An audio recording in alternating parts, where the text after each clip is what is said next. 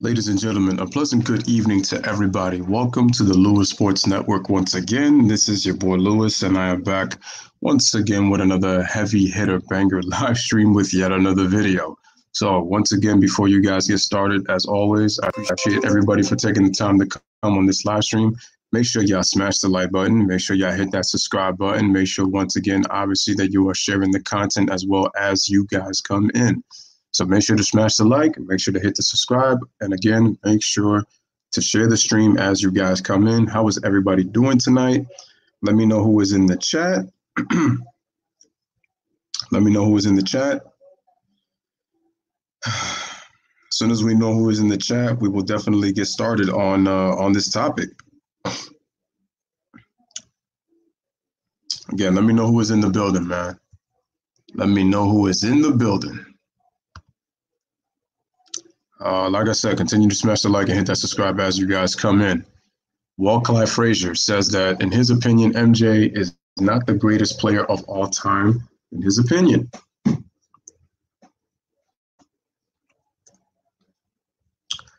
This is funny. All right, man. So we got G Money in the building. Let me see. Hold on a second. G Money says he selects Clyde's opinion. First of all, the Loyal Order of Water Buffalo Jackie Clyde Spoden was not a good first choice to dissect ghost status. I feel you on that, Watchful News. That was a good one. Well, Jay, I know you said haha start at 9:30. It's not looking good for this live, and guess what? It's 9:32, so I started on time. I finally had the time to do what I was able to do so that I was able to start on time. I feel like something always got in the way that prevented me from like starting lives on time, and then it's constantly having me change the time. Shout out to Low Key T in the building. He says, one, no doubt, Sly. What's up, Sly? Watching Bleach said, what happened to your video on LeBron? Which one are you talking about? Let me know which one you're talking about, Watching Bleed, and I'll get back to you on that. Shout out to Joel Hayward. He says, what up, Lewis? Appreciate you, Joel, in the building. Shout out to Low Key T, LSN hashtag. If y'all haven't, make sure y'all go subscribe to Low Key T. Make sure y'all subscribe to his channel. The brother has great content, man. Brother is one funny dude, and basically, like, he talks about things that pretty much, you know, people won't even want to touch when it comes to real life topics, man. And he a real one.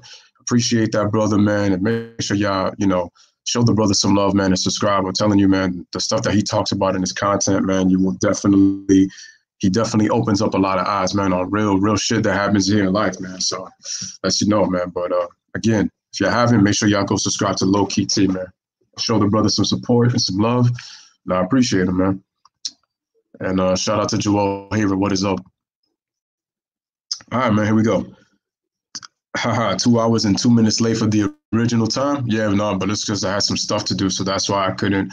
I thought that I was going to be on time, but because of that stuff kind of creeped in last minute. So that's why I had to change that, man.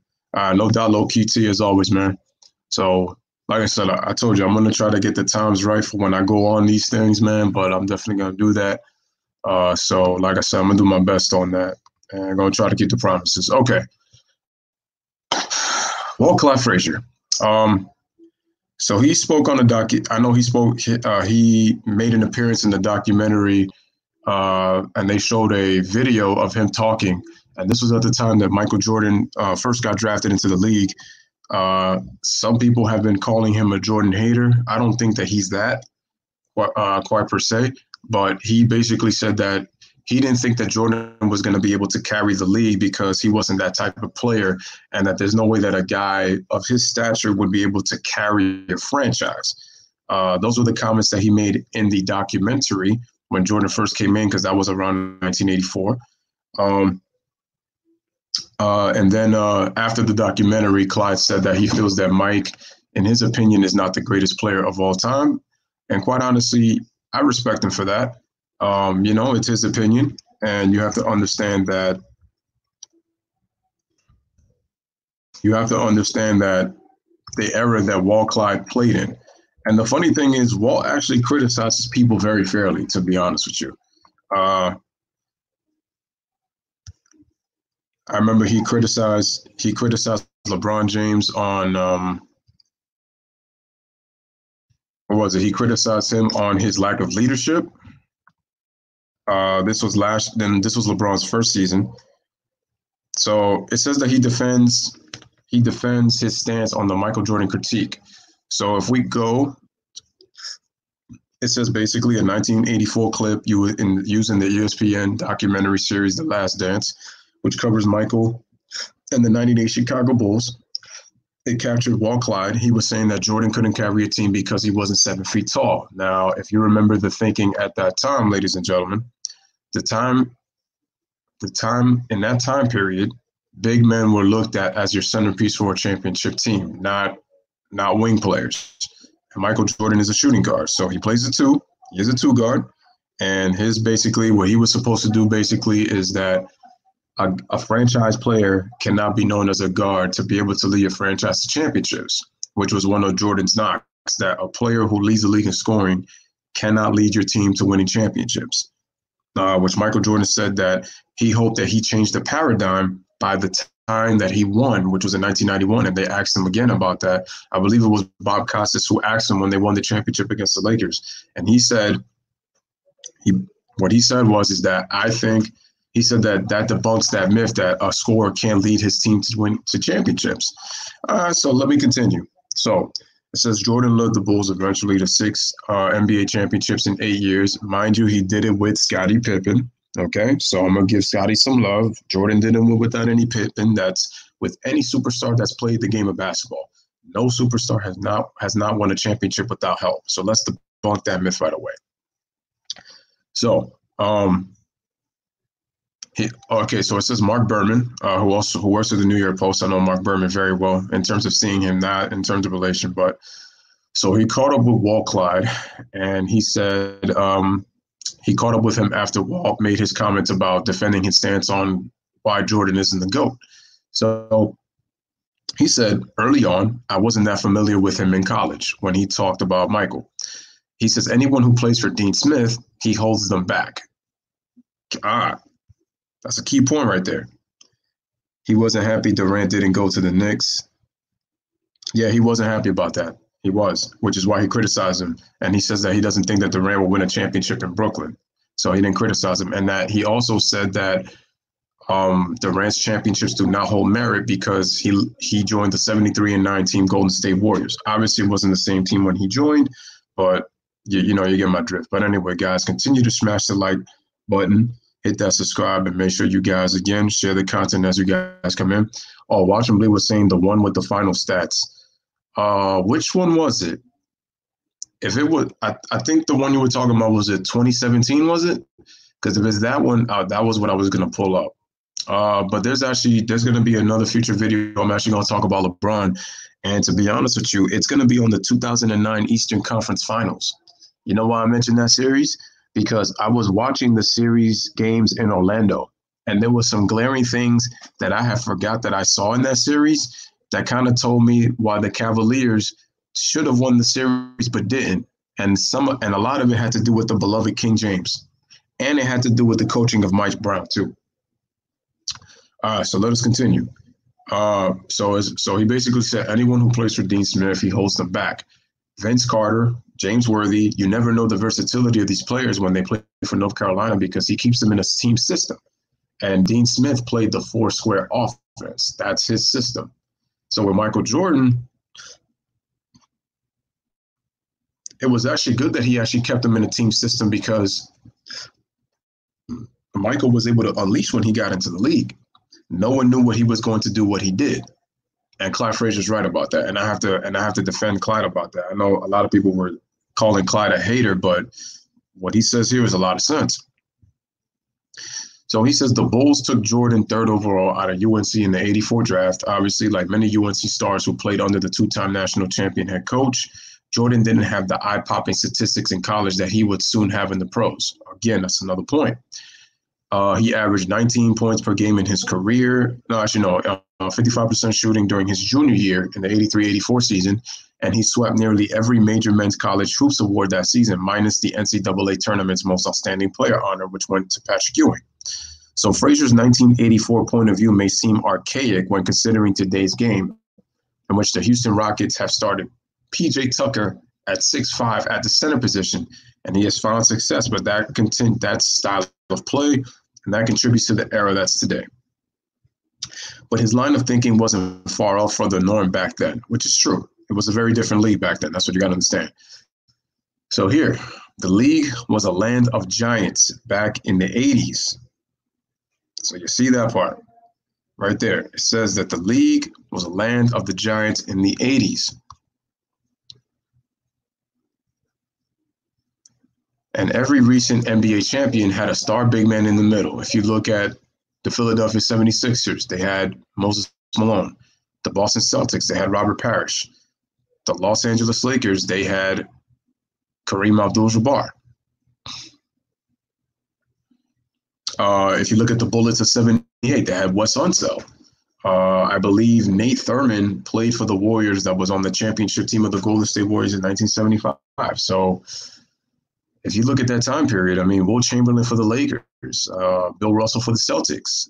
So, you know, that's why people were saying, like, during that time period, in the 60s, 70s, and then obviously going into the 90s, at first, you had to have the star big men in the middle to win championships. Now, the Lakers had Kareem, Boston had Parrish, and the Sixers had Moses Malone. I just mentioned those guys. The league history back then was also dominated by big men, with Mikan leading the Minneapolis Lakers to 5 NBA championships. Bill Russell and Wilt Chamberlain co-dominated the NBA in the late 60s. While Clyde Frazier was on the 1970 New York Knicks team and 1973 team that won 2 NBA titles in the 70s with Willis Reed. Willis Reed was the captain, and he manned the post for the Knicks. So he knew the importance of having a good center. Jordan ended up becoming arguably the greatest player of all time, and he had a supporting cast around him that enabled the Bulls to get by without a star center during their championship run. Now, it's the commonplace to see teams excel without a dominant 5. As a matter of fact, what wins championships in today's game are the wings. The wings, you have to have great wings to win championships. You have to have a great 2 guard and a great small forward. That's the norm in today's NBA. So watch him bleed. He was right. He wasn't happy with Durant. It's funny, Walt Clyde criticizes LeBron and Durant, and it's funny, they're the 2 guys that have led the free agency era, you know, in the 2010s, even though now we're in 2020. So just like Golden State, which is why they kind of get paired to Chicago, they won championships without a dominant center. If you look at the finals MVPs, you've had Andre Iguodala, you've had Kevin Durant. Kevin Durant plays the 3. So he's the best wing player. If you look at LeBron James and Kevin Durant and then Kawhi Leonard, if you look at those guys, if you look at from 2014, I'm going to say 2012 to 2020, with the exception, no exception. All the players that have won finals MVP have been wing players. From 2012 to 2020, in the last 8 NBA seasons, the best players on the team have been wing players. Frazier's comments ended up erroneous, but his line of thinking was understandable given the NBA at the present time. So, going back to Watch Him Bleed, who says, the one that had the blame James memes, I was up twice, then gone. That was a real good one. Think it was up Friday. I got to see which one was that one. Are you talking about this past Friday? I got to check. Okay, Sly Zulu says, man, if you face Walt and Kareem and Baylor, you might not give the GOAT title to MJ. Exactly. Okay. G Money says, who is the greatest NBA championship team of all time, in your opinion? That's a very difficult question. Here's what I'll say. Walt Clyde Frazier, this is his line of thinking. What he said was, Michael Jordan is up there when it comes to the greatest of all time. When he's talking about, can Jordan sit at the table with guys like Wilt, Kareem, Oscar, Baylor, West? He's saying that Michael Jordan is up there, but he didn't feel like he was the greatest because Walt Clyde Frazier, he is talking about the greatest that he saw play when he went up against those guys. And then he's talking about Kareem Abdul-Jabbar, those players that he saw in his time period. he's going to gravitate towards them because that's just his line of thinking right there when it talks about the greatest of all time. And I'm not mad at Clyde Frazier for saying that and he's going to stand by his position, and I respect his opinion. But by no means is he hating on MJ. He's not hating on MJ. He's just saying what he felt because of, the type of thinking that was at that time.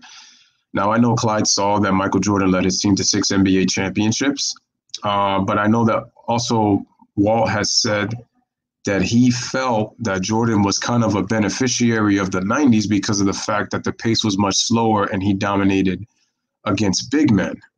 And there weren't really that many great two guards and great players in Jordan's time in the 90s. But if you look at the 90s, it's a list of who's that have played in that era. I will say this, though.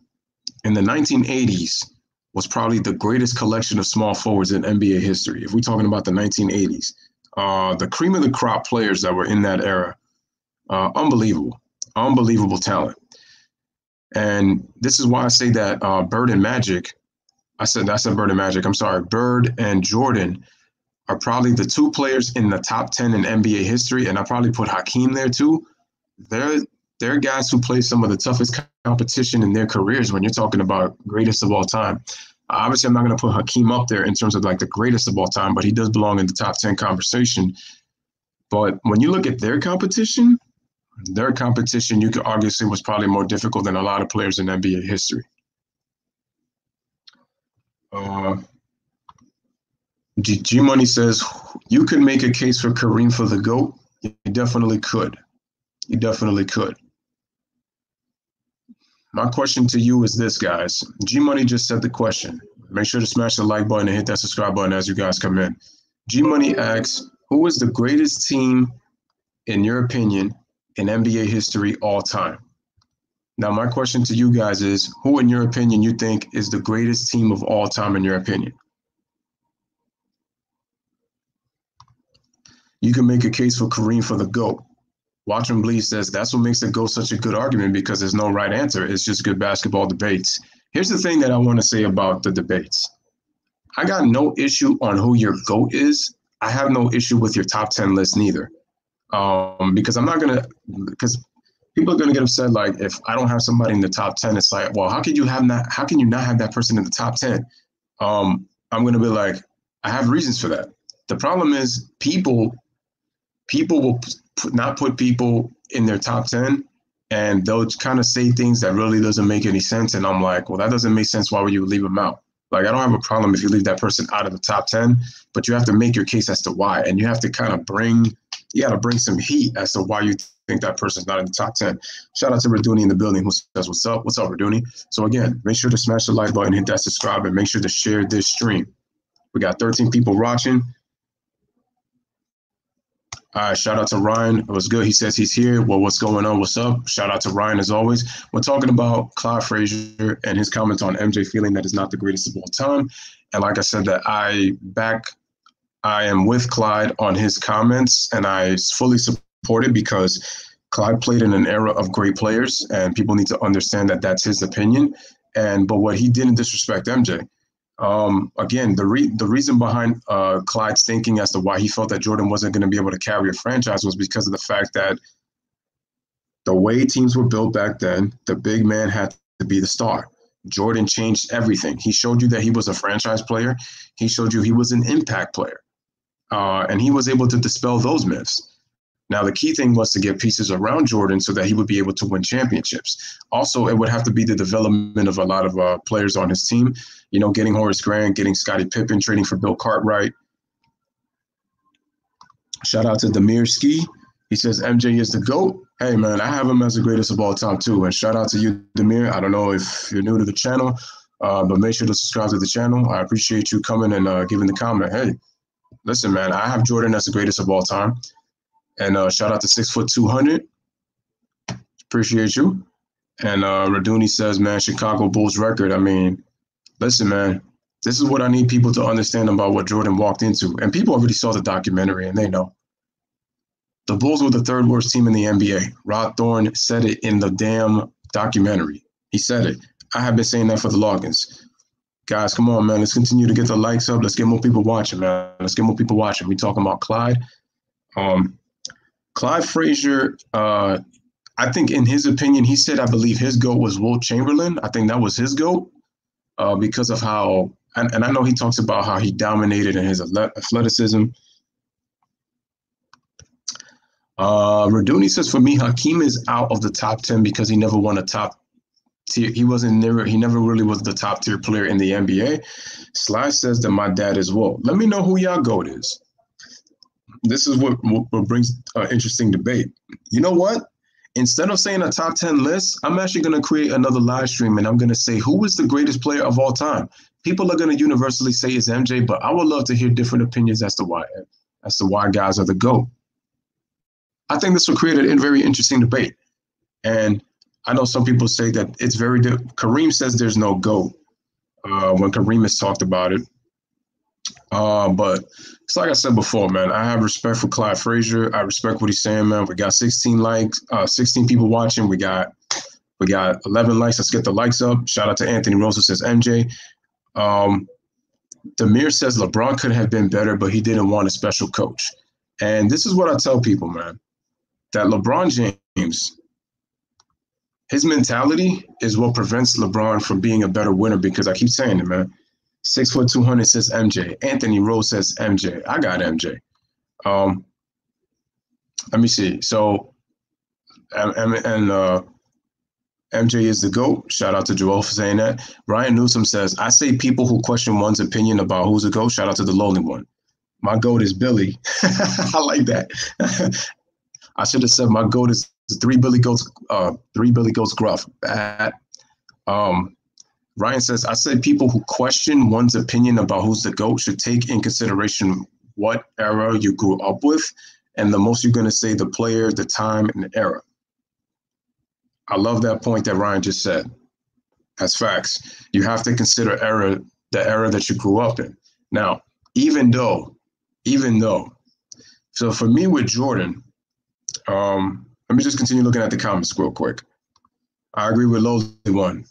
The Billy Goats Gruff is the greatest of all time, the real GOAT.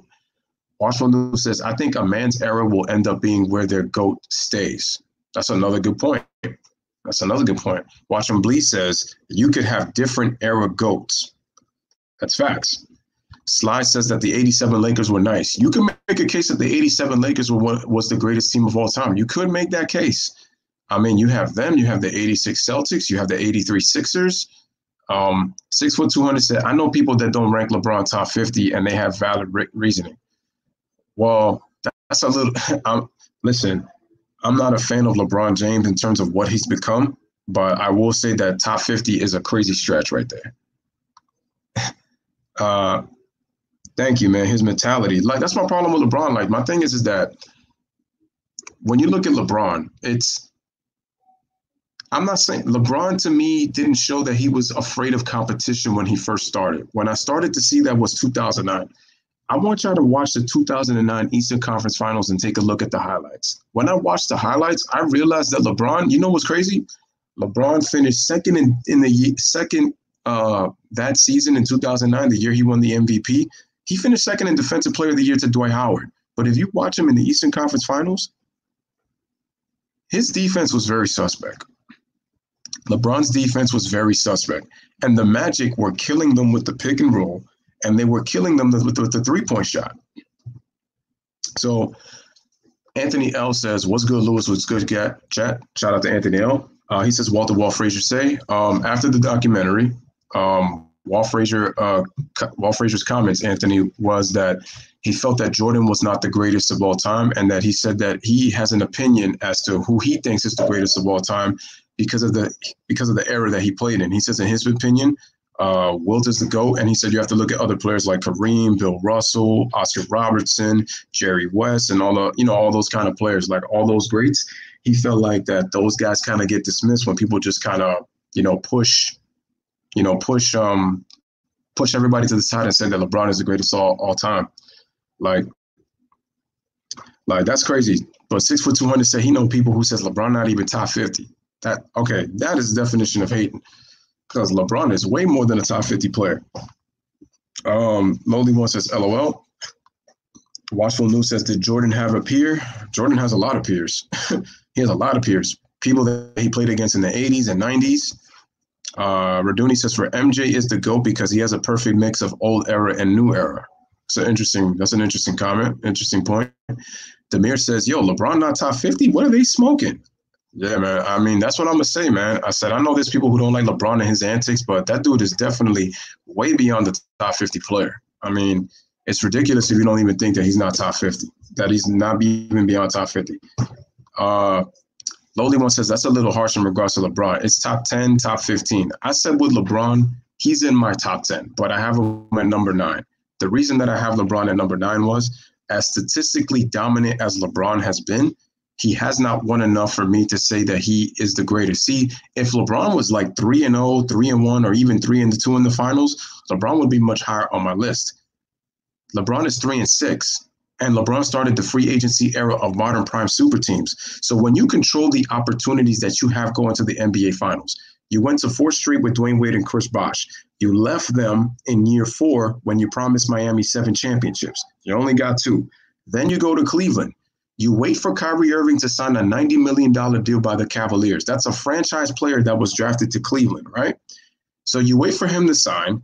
Then you go to the team because the organization already knew that they were trying to appease LeBron James by having him come back because they were forming another team. So LeBron forms another good team. They get the number 1 pick with Andrew Wiggins. They trade him to get Kevin Love, and you have another big 3. So LeBron was part of 2 big 3s. So I don't care what anybody says about the result. LeBron played with 2 big 3s. And then you got to monopolize the Eastern Conference again. Unfortunately, Chris Bosh had blood clots and Dwayne Wade was injured, so Miami fell out of the playoff race that very first year, but nobody talks about that. All they talk about is when LeBron leaves the team, that team goes into shambles, but they never – see, LeBron fanboys never use context. They don't talk about the roster changing. They don't talk about people who leave. They don't mention any of that stuff. All they mention is when LeBron goes, the team is garbage because he makes everything better. So if LeBron is the reason that these teams are so great, then why is it that LeBron has had to leave teams to go join the teams that he is? Think about this, guys, for a second. LeBron is a franchise player that went to one franchise. He went back to another franchise. Look, Dwayne Wade was an established franchise player. Chris Bosh is a franchise player. He joined both of those guys. Kyrie Irving is a franchise player. He went to go join Kyrie Irving, and then he took a franchise player in Kevin Love from one team and put him on the other team. So see, then LeBron made this about him saying, this is my franchise. And I'm like, that's my problem. Then you were approving the Kyrie to get traded. So Kyrie already heard what was happening and he wanted out. LeBron plays with Kevin Love. He decides to leave the Cleveland Cavaliers in shambles because he had a nice team. They weren't playing well. LeBron showed no leadership. He's already told you in the media that he loves being uncomfortable. And he's passive aggressive. For those people who didn't understand that, that's going to go over your heads because that's just the way LeBron is. He manipulates the media. So what happens is that he leaves, right? He leaves and he goes to the Lakers. The problem is the Lakers really didn't have a true franchise player because their teams were young. That was a young team. That was different. So people, it's funny because I've been going to other people's channels on their live streams and I've heard a lot of LeBron fanboys go, well, LeBron, it's not LeBron's fault that he can't play with the young guys and get traded. And I'm like, wait a minute. That's not LeBron's franchise. LeBron cannot be bigger than the Los Angeles Lakers. He wasn't bigger than the Miami Heat. That's the problem. When you have authoritative figures that are not going to take LeBron's bullshit, there's no way that LeBron is going to take over that organization. So let me just continue looking at the comments. But Lowly One is right. Top 10 to 15, I got him in the top 10. But the problem is you're still playing. You have 17 years in the NBA. You went to 9 NBA finals. People forget that LeBron lost his first 2 finals. The second one was much worse because he joined a super team and his team was the favorite to beat the Dallas Mavericks. There's no excuse for that. And I've already put out the stats on LeBron's finals. I already did. And he underperformed, man. Again, smash that like button and hit that subscribe, once again. I appreciate you. Let me just go into the comments, man. Shout out to Tari Love. She says LeBron is top 10. Let me see. Shout out to Demir. Let me just get back here, man. Shout out to Speaking My Sports Talk. Hey, man, and if you guys haven't, make sure y'all go subscribe to my man D the Godfather Jefferson at Speaking My Sports Talk. The man talks boxing. The man talks MMA. He hasn't been doing it really because he's been talking boxing. We're partners when we do our basketball lives on both of our channels. So make sure y'all go subscribe to Speaking My Sports Talk if you haven't, man.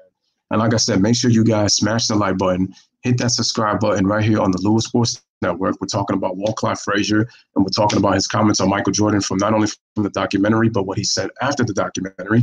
And we're just basically having some basketball talk, man, with your boy. So I got to give myself a shout out. Okay, so Watchful News says that he likes LeBron, but his teammates continuously get disrespected when he loses, but get no shine when he wins. Kyrie, Wade, etc. You know what's crazy also? Steph Curry came out to the media after the Warriors won in 2018, and he said that I'm tired of the media disrespecting all of LeBron's teammates. He said that there's a reason that they're in the NBA. These guys are professional basketball players. That's what he said. He said, I get tired when people talk about saying that LeBron is, that LeBron doesn't have teammates and that he doesn't have enough help. And I said, thank you, Steph Curry. Thank you for saying that. Washington Bleach says the Dallas finals weren't a little good for LBJ's resume. He said, I halfway agree with Walt and I halfway disagree. That's cool. Anthony L., make your case on what you agree with Walt Frazier and why you disagree. I would love to hear your thoughts on that. Demir says, Kyrie hit the shot, though. Ray Allen hit the shot, though. He did. This is where I give LeBron James credit. I know that LeBron, scored 16 points in the fourth quarter in Game 6. I got to give him credit for that. He put them in the position they did. But Greg Popovich, listen, the Spurs missed free throws, and Greg Popovich needs to get the blame for not putting Tim Duncan in that game. Because if Tim Duncan is in the game, I guarantee you Tim Duncan, just like Michael Jordan, is undefeated in the finals, and he would have been a quiet 6-0 because we don't always hear about Tim Duncan. Remember, Tim Duncan's game is quiet, but it's effective and loud when it needs to be, whereas Jordan is charismatic, and he has the style, the flash, and he's a lot more outgoing. So Ryan says, the players who dominated before the media are being disrespected by not being mentioned, but only comparing one category to other top players and not counting Bill Russell and saying that he's overrated. Here's the thing with Bill Russell. People need to understand. Bill Russell was not a great offensive player, and obviously Bill Russell played with talent, but I'm going to say it this way. If you take Bill Russell off of that Boston Celtics team, I guarantee you that they're not winning championships. They may be a good team, and they may go far in the playoffs. They'll be a playoff team, but again, to be a championship team, Bill Russell, his defense and his rebounding, those are two areas that Bill Russell can help you in, defense and rebounding, and he impacts the end on there. Maybe not on the offensive end because he was not a person who created their own shot. He was not a person who was an offensively skilled player, but he has impact, and people need to really be honest. The Boston Celtics began to win and became a dynasty. Yeah, they have a very good collection of players that help Bill Russell, but Bill Russell is what the Boston Celtics are all about when it comes to the greatness of Bill Russell. And he won 11 championships. And even when he hit the Boston Celtics as a player coach, it showed you that he had talent around him. But at the same time, it just shows you the impact that Bill Russell had. And the reason that I'm giving Bill Russell respect is he paved the way for what the NBA is today. I mean, look at the racial tension in the 1960s that even a guy like Wilt Chamberlain had to deal with. That's why even though I didn't see Bill Russell play, when I hear the stats, I'm not going to just ignore it and just throw it outside the window, or I'm just going to push it to the side. That's how much I have respect for the historians of the game. That's why I put Bill Russell as high as I do. That man, the way people talk about him, bro, I respect the hell out of that man. I respect him. I respect Wilt Chamberlain for the freakish athlete that he is. The reason that I also have Wilt Chamberlain low is the same reason that I have LeBron low. Those guys are much more comparable. People compare LeBron to Jordan because they, for some reason, need somebody to compare to Michael Jordan. But LeBron is not comparable to Michael Jordan. You can compare him to Larry Bird because they play the same position and they're battling for greatest small forward. And I make sure you guys go check out that video between Larry Bird and LeBron on who's the greatest small forward. I said that I still got Larry Bird by a slight edge on LeBron. I said that if LeBron was to win one more championship, I would put him above Larry Bird as the greatest small forward of all time. But if LeBron doesn't win the championship, the way he's looking on the top 10, he might have to slip out of my top 10. And I think that Isaiah Thomas might have to come into the top 10. Kyrie hit the shot after shot after shot. It wasn't just one. No. He hit the biggest shot in Cleveland history in Game 7, but Kyrie Irving turned that series around in 2016, before the media era, right? Damaski says LeBron lost final matches in a very embarrassing way, though. He didn't just lose, but he lost too badly. Yeah. G-Money says Kyrie, Love, Wade at times, and AD had worse supporting cast than Bron for most of their career, and those are facts. What do you think, people? Y'all agree that LeBron had better supporting cast than those players did? It's crazy how much credit that he gets. Again, guys, smash that like button, hit that subscribe button as you guys come in, man. Let's see. Let me just keep going. 6'2" 200 says LeBron is top 15 to top 20. Okay. And like I said, anybody who has LeBron in their top 10, I don't got a problem with that. If you want to say that LeBron is the greatest of all time, that's fine. I don't think he's personally the greatest. The problem is because of the media propaganda. See, LeBron would be more respected and people could kind of push to the GOAT status if LeBron wasn't paying. Because here's the thing that people need to understand. LeBron has media plants in the media. Can somebody ask me, how did Damon Jones get a job on ESPN? Richard Jefferson get a job on ESPN? Channing Frye, Brian Hollins supporting LeBron on TV. People forget, we don't see this guy on TV more, but Dante Jones. That dude is a straight up Kobe hater. That dude has tried to injure him multiple times. And this dude is pushing LeBron narratives. By the way, did y'all hear about what Maverick Carter said about Stephen Curry today? And I need to get on Draymond's ass, and I'm about to get on his ass in a minute. Let me just look into the comments. Tari Love, shout out to her. She says LeBron is top 10. I agree. LeBron is top 10. LeBron tears the teams apart when he leaves. People need to know that LeBron is the LeBron system. G-Money says Bron fans think that their bias and non-contextual opinions should be respected. I only respect smart opinions. The problem also with LeBron fans is that they know the truth, but they pretend like they don't know what you're talking about. So they'll lie and continue the narratives by listening to the media. But they know. And the thing is, they have a million excuses for LeBron James. If they would hold LeBron James accountable, LeBron fans would be more respected. But they lie every single time to make an excuse as to why LeBron doesn't get the job done.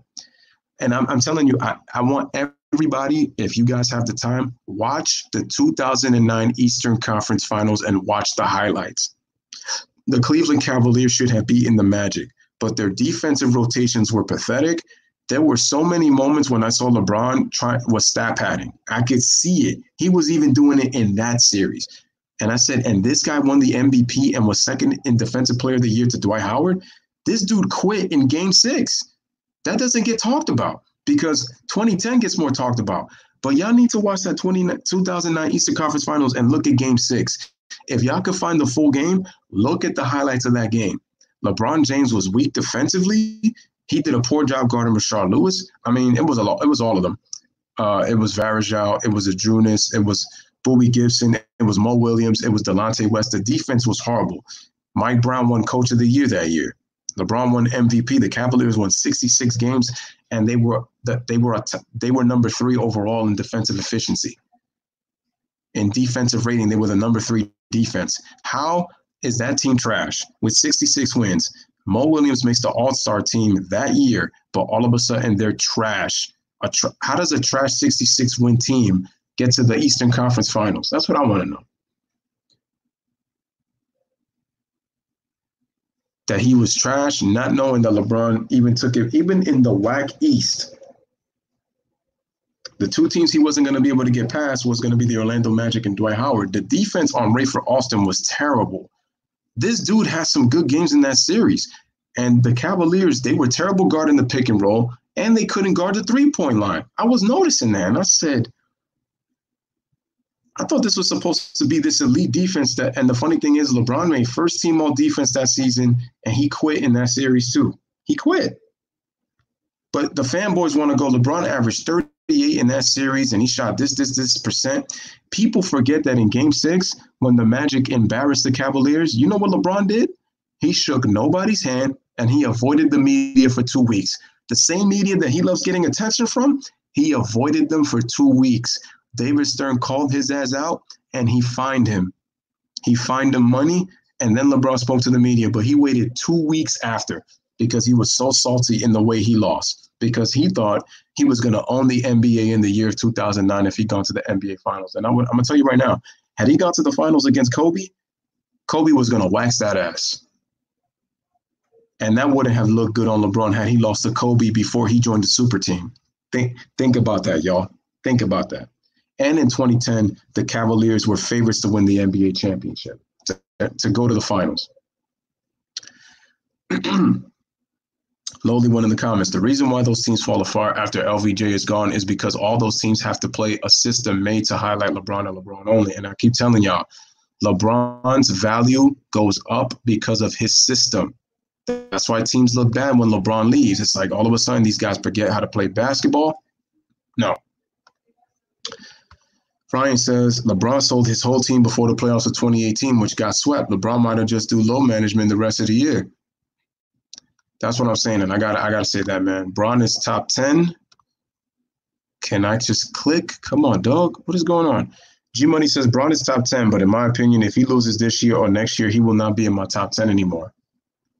We got 28 people watching. That's what's up. But let's get the likes up, man, and let's continue to subscribe to the channel, man. We got 28 people watching. Let's go.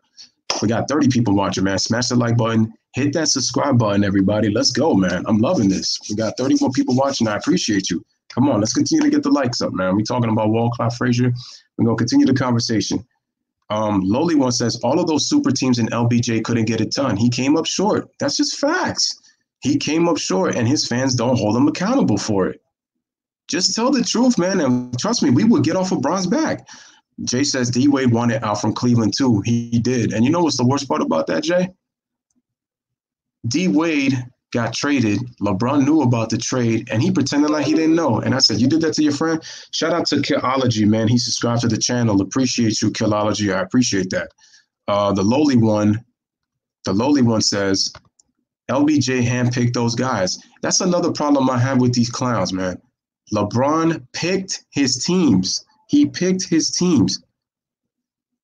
Let me hold on. Let me see. Let me see. Hold on. I'm sorry, man. It was a lot. Wow. Let me just go through the comments, guys. I apologize. Watchful News says Bron will resign between 8 to 16. It's already AD leading the Lakers in his first year, and Bron couldn't even make the postseason last year. It's true. And thank you, Watchful News, for mentioning that, because what people need to realize is that when LeBron came back from his groin injury, he had an opportunity to right wrongs and prove to people that even in the Western Conference, the tougher conference, he could lead a team to the playoffs. I would have given LeBron a lot of respect, and I would have said, you know what, LeBron is a real dude, and LeBron James is that good. I would have given him props. I'm not going to excuse him for what happened in 2018, but I would have given him props. But instead, he quits. He stops playing defense. And the crazy part is Brandon Ingram averaged 24 points per game in the second half of that season and shot 53% from the field. What happens when he leaves LeBron? He becomes an all-star this year. Even if he needs the ball in his hands, Brandon Ingram proved that he has the talent. Then Kyle Kuzma averaged 21 points on 49% from the field as the third option. So LeBron got 2 20-point scores, but he chose not to play defense and be the leader like he was supposed to be. Instead, making excuses, and 27, 8, and 8, 51% from the field, and yada, yada, yada, as an off year. But your leadership was just bad. And not only was your leadership bad, my friend, when Anthony Davis came, look at Kyle Kuzma. He has not been as effective because now AD is the second in command and he's the second banana. He's playing with a dominant player. The man gets blown out too many times in the finals, so that's why it's hard for me to put him in the top 10. And that's understandable. I understand that, Raduni, and I respect it. I bet Magic caught wind of how LeBron treated the organization, and then he left. I mean, it's possible. Tari Love says LeBron went to 9 finals and went 7 times with a super team. Correct. G Money says, I know the 2007 Cavs were okay, but there was no excuse for LeBron not performing in the finals and getting swept. It's just the truth. Thank you for saying that, because Thank you, G Money, because the 2007 Cavs, the competition that they played in the playoffs that year, the 2007 Washington Wizards, they only won 42 games, and there was no Gilbert Arenas or no Caron Butler. Their two best players. Both of those guys made the All-Star team that year. And what happened? Antoine Jameson was the only player that was on the team that was the best player, other than those two. And what happened? The Wizards got swept. Then LeBron James plays the 41-41. Oh, actually, no, I'm sorry. The Wizards were 41-41. The New Jersey Nets at the time were 42-40. So your second round opponent has one more win than your first round opponent. That tells you how weak the Eastern Conference was. And it took them 6 games to knock off the Nets. They should have swept them that year. That's how weak that these basketball teams were. And then in the Eastern Conference Finals, what people continue to avoid with the 07 Cavs is they don't want to understand that LeBron, there was no Ben Wallace in that series. The Detroit Pistons were an older team. The fanboys want to go, oh, but the Pistons, they were 6th in offense and they were 7th in defense. And I'm telling you once again, that was not the same defensive team because there was no Ben Wallace to protect the paint. Ben Wallace went to the Chicago Bulls. And you know why he went to the Chicago Bulls? He went because of Flip Saunders. He went because of Flip Saunders. Flip Saunders is an offensive coach. He is not known for his defense, and he plays zone. The Pistons were a man-to-man defense under Larry Brown. If Larry Brown was on that team, the way that Greg Popovich designed his defense to guard LeBron, Larry Brown would have did the same thing. And he would have put LeBron in man coverage, and when LeBron goes to the rim, they'll come and help him. They'll come over to help. And the funny thing is, Brown wasn't even that effective in that Detroit Pistons series. The best game that LeBron played was in Game 5 when he scored 48 points in double overtime and scored 29 of the last 30 points for Cleveland and the last 25 points. That was the best game he played in that series. But he got help from Larry Hughes. He got help from Boobie Gibson. And the Cavs were a top 5 defense. You're telling me with old-ass Chris Webber, no Ben Wallace, that Detroit team was not the same team that he beat. And Detroit had a 2-0 lead. Watch Bleed says, 3rd in points on Miami, Wade Bosch, against a Dallas team in the finals that played the most minutes of the Heat. Bro, he's tied with Jason Terry. No, he's tied with Mario Chalmers and with this guy, Udonis Haslem, for points per game average in the 4th quarter. That's pathetic. Braun fans like saying he was young in 2007, but Wade was young in 2006, and the old Heat beat the favorite Mavs that year. I'm going to say this, though. The referees were very favorable to Dwayne Wade in those finals, man. They were very favorable to D. Wade in those finals. Very favorable. It's crazy to me.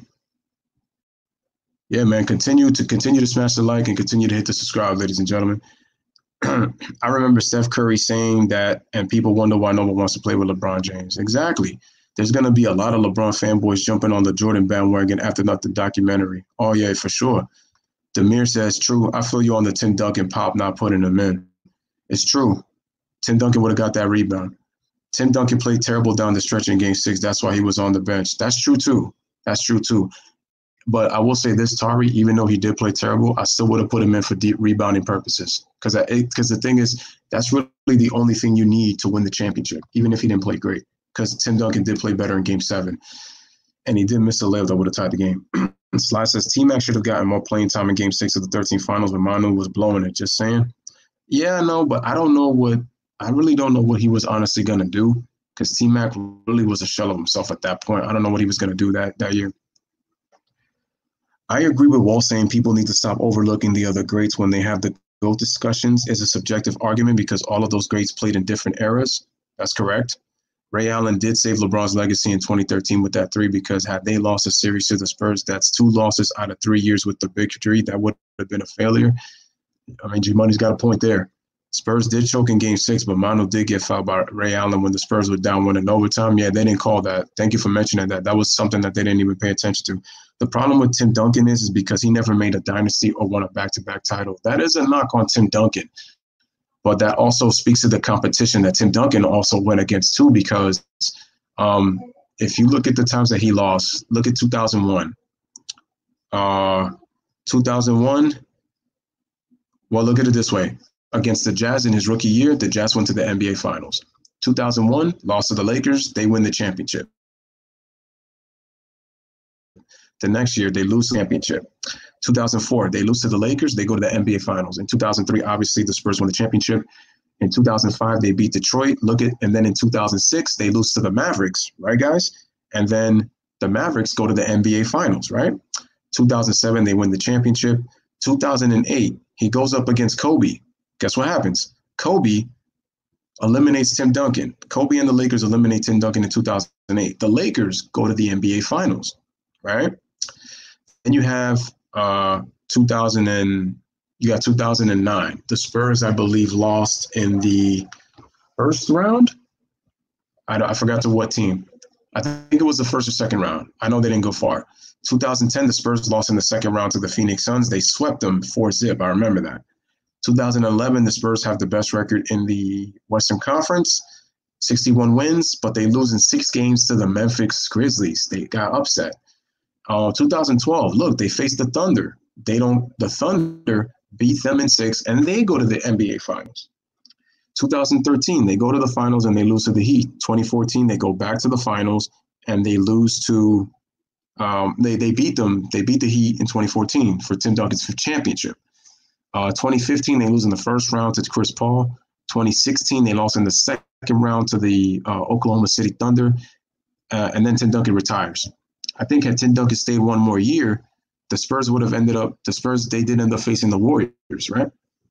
Again, guys, make sure y'all smash the like button. Make sure y'all hit that subscribe. We got 31 people watching. Let's continue to get the likes up and let's continue to subscribe to the channel. I truly appreciate it, guys. Appreciate it. I truly appreciate it. So let's see. Ryan says the rest of the year. I meant to change the end of that sentence. There's no doubt. Frazier's just salty. I don't think he's salty, but I mean, that's your opinion. That's fine. Bashab, we're supporting Cast and Braun too. Yeah, people don't want to talk about that. I personally disagree with his choice of Wilt being the GOAT because he didn't win at the greatest level. He has the greatest stats and freak of nature, but he didn't consistently win at the highest level. That's where I disagree with Walt, Clyde, Frazier, but I respect his opinion, so I'll respect it. But I said the reason that I have Wilt much lower on my list is if he would have won more, I would have put him at the very top. He would be in the top 3, and he would definitely be Mount Rushmore. But I can't put Wilt Chamberlain there because Wilt Chamberlain, with Wilt Chamberlain, you could kind of flex it, but he would be from 8 to 10 just because of the fact that he has the most dominant stats in NBA history. But if you actually look at his playoffs, he's had very few good playoff games in his career. You should look up his playoff stats. His numbers actually dip from the regular season to the playoffs and into the NBA Finals too. And the thing is, Wilt lost 4 out of 6 finals. So he's in LeBron territory. He only won 33% of his NBA Finals. And if you're threatening for the greatest of all time, I'm sorry, but unlike Wilt, though, LeBron James will have to stay on the teams that he was at. Or he would have gotten traded. But that's it. Wilt did not have control of free agency, just like Jerry West and Elgin Baylor and those players. Some players will play no money involved, and others are just born with gifts. True. I respect that you respect their legends, but back in the 60s, they played like 16-game seasons, and the NBA did not have the best out of the best at the time. So that's why I have Bill and Wilt out of the top 10. Actually, Tari, if you actually look at some of the records in the late 60s, you will see that they actually played more than that. If you look at some of the records by the Celtics, they actually played more games than what people really realize. Salute to everyone. Shout out to Josh. Appreciate you. Watchful News says, yup. Jay says, La ESPN. Kendrick Perkins is also an LBJ plan. Yeah. Kendrick Perkins, shout out to the people. We got 32 people watching. Appreciate you. Let's continue to get the likes up, ladies and gentlemen. Continue to get the likes up. And let's subscribe to the Louis Sports Network, man. Subscribe to the channel. The lowly one says, well, we know why Richard Jefferson got a job. He's LeBron's friend.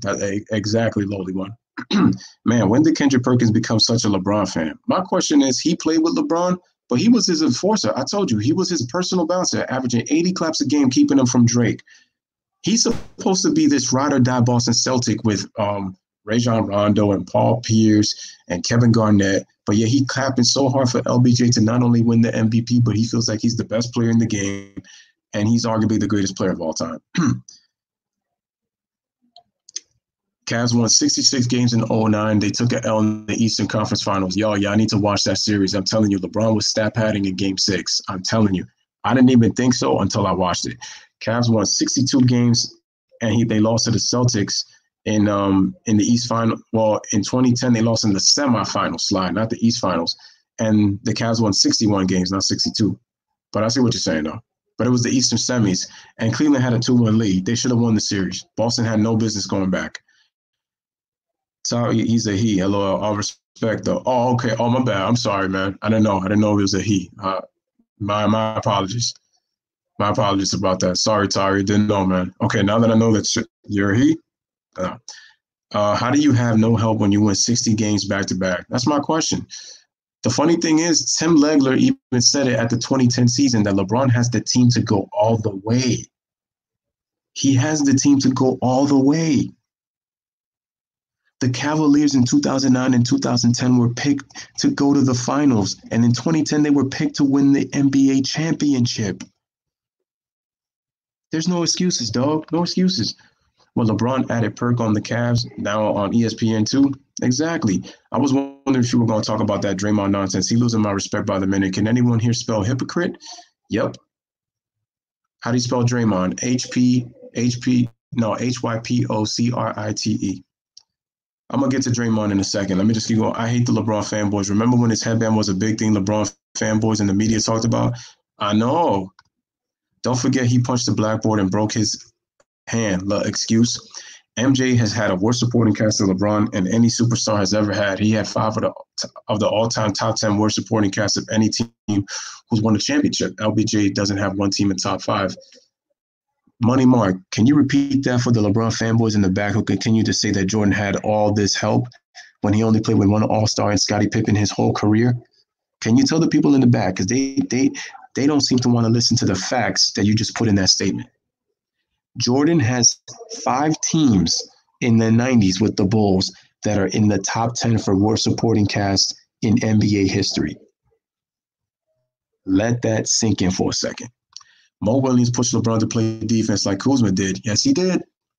And that's what I wanted to talk about. Thank you for mentioning that, Josh. Mo Williams. Yeah, more like No Williams, right? He pushed LeBron to play defense. He did it. He did it in Game 6. No, I wasn't. Game 6? No, Game 4. LeBron was sagging on defense.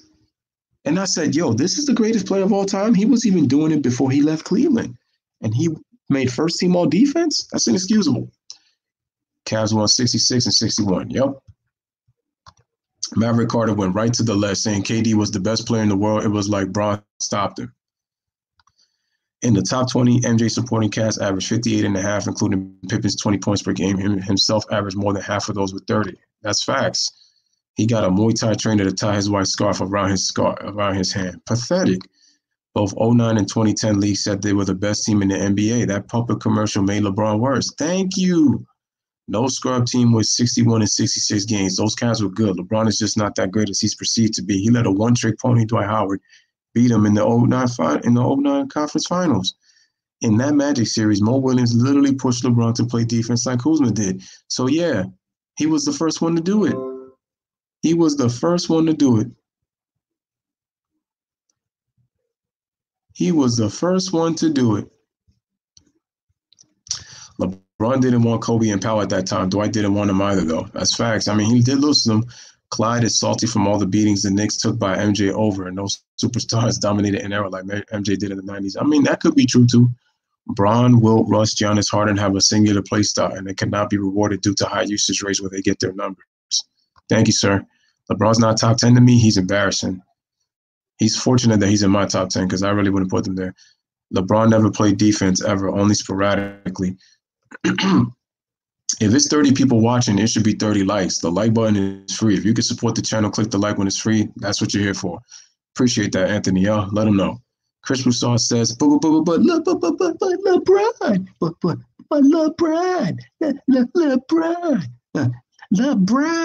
LeBron. Oh, yeah, did you see LeBron? You see the shorts that LeBron is wearing? Don't you see that I got LeBron shorts on because he's the greatest player of all time? Like, shut the hell up, Chris Broussard. To me, MJ is top 30 to 35. Money Mark cutting him short. Money Mark facts. Jay says that there was a private talk where D-Wade told LeBron he wanted out, that this isn't for me. D-Wade traded himself to the Heat. Okay. Let's see. His defense has always been highly overrated. Exactly. Playoff LeBron activated. LeBron has had more help than any other top 10 player and is still 3-6 while playing in the easy East, but now he's in the hard West, right? LeBron needs the Eastern Conference All-Stars to win his titles, while Michael won with the worst scoring supporting cast of all time, including the top 5 and top 10. Josh has never played defense. To be overrated, and go watch the 07 finals. He played no defense on Parker. He would make a lazy jump attempt when Tony would take a shot. He's the reason why the Cavs lost. And I'm going to say this again, man. LeBron and the Cavs had 2 opportunities to win a couple of games in that series. If you watch the games, if you watch the series games, they had 2 chances in Cleveland in games 3 and 4. That series could have been more competitive, and it was the lowest rated finals in NBA history to watch. Money Mark, in that Magic series, Bron was lazy on defense and not playing defense, and Mo Williams got tired of it and literally pushed him to defend his man like Kuzma did. Thank you. Chris Broussard is such a staunch bisexual. Nets were 41-41 in 2007. Look at that. Lost because he didn't show up. Those games was decided by 6 to 8 points per game. If LeBron would have averaged 30, they probably would have won. Because they had no answer for LeBron. But the problem is because LeBron couldn't shoot, he pretty much had to and that's what I'm saying. Like, people really need to watch LeBron, man, and the way he plays in those NBA finals. I'm telling you, man, it's too sketchy, man, with the way that dude played. Too sketchy. You can't play like that and then expect that he's supposed to be this great player. This has always been the case with him. Jay says, yep, the least where many true East players went West. Kobe played them or tried to. Shout out to Weiss in the building. He says, yo, what's good, Weiss? We got 34 people watching, man. Let's get the likes up, man. Let's continue to get more subscribers, man. You know, continue to show support and help your boy. I do appreciate, like I said, everybody who has taken the time to like the video. Make sure to share the video. We got a lot of people tuning in, and that's what's up. I appreciate that. Continue to show support. And like I said, man, I appreciate everybody coming in. Let me just go back into the comments once again. Shout out to Weiss. Josh says, at least D-Wade wasn't afraid to go to the free throw line in the 06 finals. Refs tend to respect that. That's true, too. Wade was aggressive. LeBron never played a physical Pistons or Knicks team in the playoffs like Michael did. That's facts. That's facts. LeBron is afraid of physicality. He can play in the era because he has the body, but I just think that if he gets any physical play, he's not going to want to play. He would have probably complained to the league about the physical play. Yeah, with the Spurs, even T-Mac said he was along for the ride. It's true. Spurs lost to the Mavs in the first round in 2009. Okay. The reason why MJ is the GOAT is that he's the only superstar to dominate in a big man's era as a small player. All others dominated their era as a big man playing in a small man's era. Wilt dominated a small man's era. Clyde says, in 07, McDyess was ejected versus the Cavs that game 5. That's points and rebounds that Detroit needed. That's very true too, and that helps LeBron. And that helps LeBron's case. It opens up the rim. Draymond got played by Bron and his people in that TV interview. Bron has his boy Mav to crap about Curry in front of Dre, knowing it's going to cause tension in Golden State locker room. Small man's era, Jabbar and LeBron, all these players dominated a small man's era as big men. Their eras barely had. G-Money says, I do think that the Warriors would have beaten the Spurs in 2017, but you can make a case for San Antonio, Upstate, and Golden State if Parker and Kawhi were healthy. That series was going to be tough for the Warriors. Any 7-footers in MJ's era. We says, is there any player KD can replace in the top 10? It depends on what KD does. KD's going to have to win maybe a couple of more MVPs. I would say if he can stack up some more finals, if he can get another regular season MVP, because he only needs really one. Because remember, people that are in the top 10 have multiple MVP awards. If KD can get himself another one and some finals MVPs, I really wish that KD could make some defensive teams to make his case a little bit stronger. Because Kawhi's won 2 Defensive Player of the Year awards. It's just that he doesn't have the points. If he had like 20,000 points, Kawhi Leonard would be looking real good right now. And Kawhi Leonard needs a regular season MVP. That's what he's lacking. Don't forget that if Malone was able to win 2, he would easily be a top 10 player because he does have 2 regular season MVPs. Every team had a 7-foot center or taller, and MJ was at a disadvantage opposed to Wilt and Kareem and LeBron. It's easier to dominate small guys as a bigger guy. It's further smaller guy. Money Mark says bigger player. Watching Bleed says KD still has years left to climb the points ladder. If he can get over this injury, he can still shoot over anyone from anywhere on the court. That's facts. Josh says that Draymond is an idiot. Now there will be tension and drama in Golden State just like Bron intended to happen. You know what's really sad about LeBron James? He's causing tension in Golden State to try to lessen his competition, knowing that the Warriors are going to be a player next year. If Karl Malone played in this era, he would have at least 3 championships. I laugh when people say that LeBron could play in Michael's era. This the same dude that got elbowed by David Lee and then was laying on the floor like a sniper shot at him. Facts. Okay, let me just keep going. Let me just keep going through the facts, and then I'm going to talk about this Draymond situation. Money Mark, facts. LeBron fanboys say he make everyone better. Jordan made his teammates better. That's true. And if you people really want to watch the second three-peat, Jordan was actually very good with his teammates. Even if Jordan was an asshole during pretty much most of these 6 championships, Jordan did incorporate his teammates though. Like I said, remember that clip in the doc when MJ couldn't find help to save his life when Pippen was out injured? No, exactly. And you know what's crazy? The Bulls they had a 26-12 record at the time that Pippen returned. So Michael showed great leadership. And this is 34, 35-year-old Michael Jordan. And they still want to discredit his greatness. With a weak supporting, the funny thing is the 98 team had the weakest supporting cast. And I think the 97 team had the second weakest supporting cast, but the 98 team had the weakest supporting cast. And Michael was still able to lead them in that tough Eastern Conference to a 26-12 record before Scottie Pippen came back. And people forget also Dennis Rodman missed time too. Ever since Lamon signed with the Clutch Sports, he's been smelling himself. He letting that $100 million contract get to his head. You know what? He definitely wouldn't have survived in the 90s the way he runs his mouth. G Money says, I like the Warriors, but in my opinion, Clay and Green are overrated. LeBron is trash. 2007 NBA Finals was better than the 2002 Finals. I disagree with that. How can you make your teammates better when they are forced to rush their shot and there's no ball movement? This keeps players out of rhythm, out of the flow of the game, and causes your teammates to miss and not be defended. When Chris Broussard was asked what percentage you give the blame for the loss when the stage was set in the 2011 Finals, he said, I give him a 20% blame. If that ain't a fanboy, I don't know what is. Misses more shots than they make. This is why it looks like his teammates are scrubs. 2013 NBA Finals, Bron was trash other than games 4 and 7. Exactly. I wish you made a stream lane because I have a lot to say on this topic. Nah, it's cool. It's cool. How can LeBron be the GOAT when he can't shoot a free throw? That's another issue. Media voted on MVP. Gonna be hard for him to ever win one. Real talk. That's real talk. Watch him bleed. It's criminal to watch KD catch a freak injury during the postseason, averaging 34 points per game on 53, 43, 93 splits. This guy was absolutely destroying the league. That's facts. That's facts.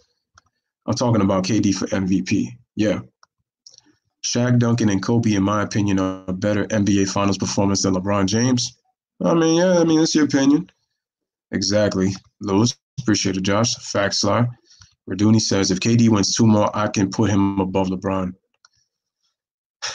Joel Hayward says, how can LeBron be the GOAT when he lost more than he's won by double when he had 3 All-Stars on his team besides himself in 6 out of the 9 finals he appeared, and 8 out of 9 finals he had at least 1 All-Star any.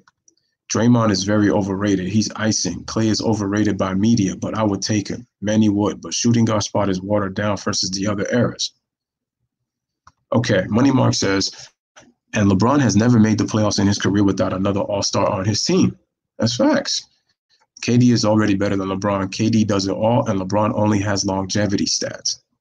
We says, how good was the KD Warriors, G? Truly.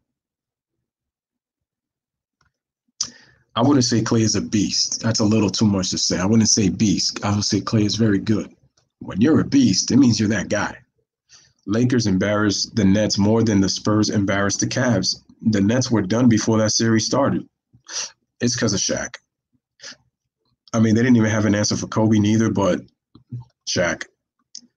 Klay is a beast, but he isn't that much better than Bradley Beal. I would say Bradley Beal is actually better than Klay because he could put the ball on the floor and he's a better scorer. Klay's just a better shooter than Bradley Beal. But even Bradley Beal shoots a very good percentage from the three-point line.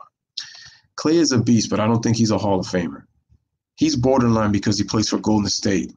They only say these things to prop up LeBron James for the fact that he went against Klay Thompson. He's this amazing Hall of Fame all-star player. And same thing with Draymond. Draymond has proven to me that he's overrated. LeBron sexual say, when are you guys going to let us see the Space Jam footage? Right?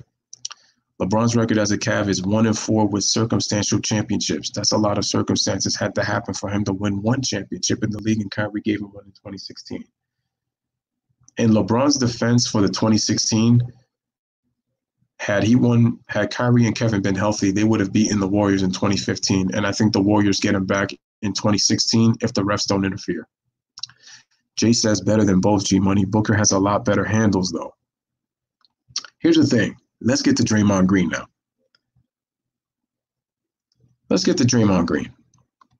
So, as you guys know, Maverick Carter decided to make some comments about, and this was while Dre was on the podcast. He decided to make, Beal has a very bad contract. The Wizards are dumb. They're idiots. And the thing is that John Wall isn't living up to his deal. He hasn't even been able to stay healthy. Bill is averaging 31 PPG. Klay never averaged 30 in his career.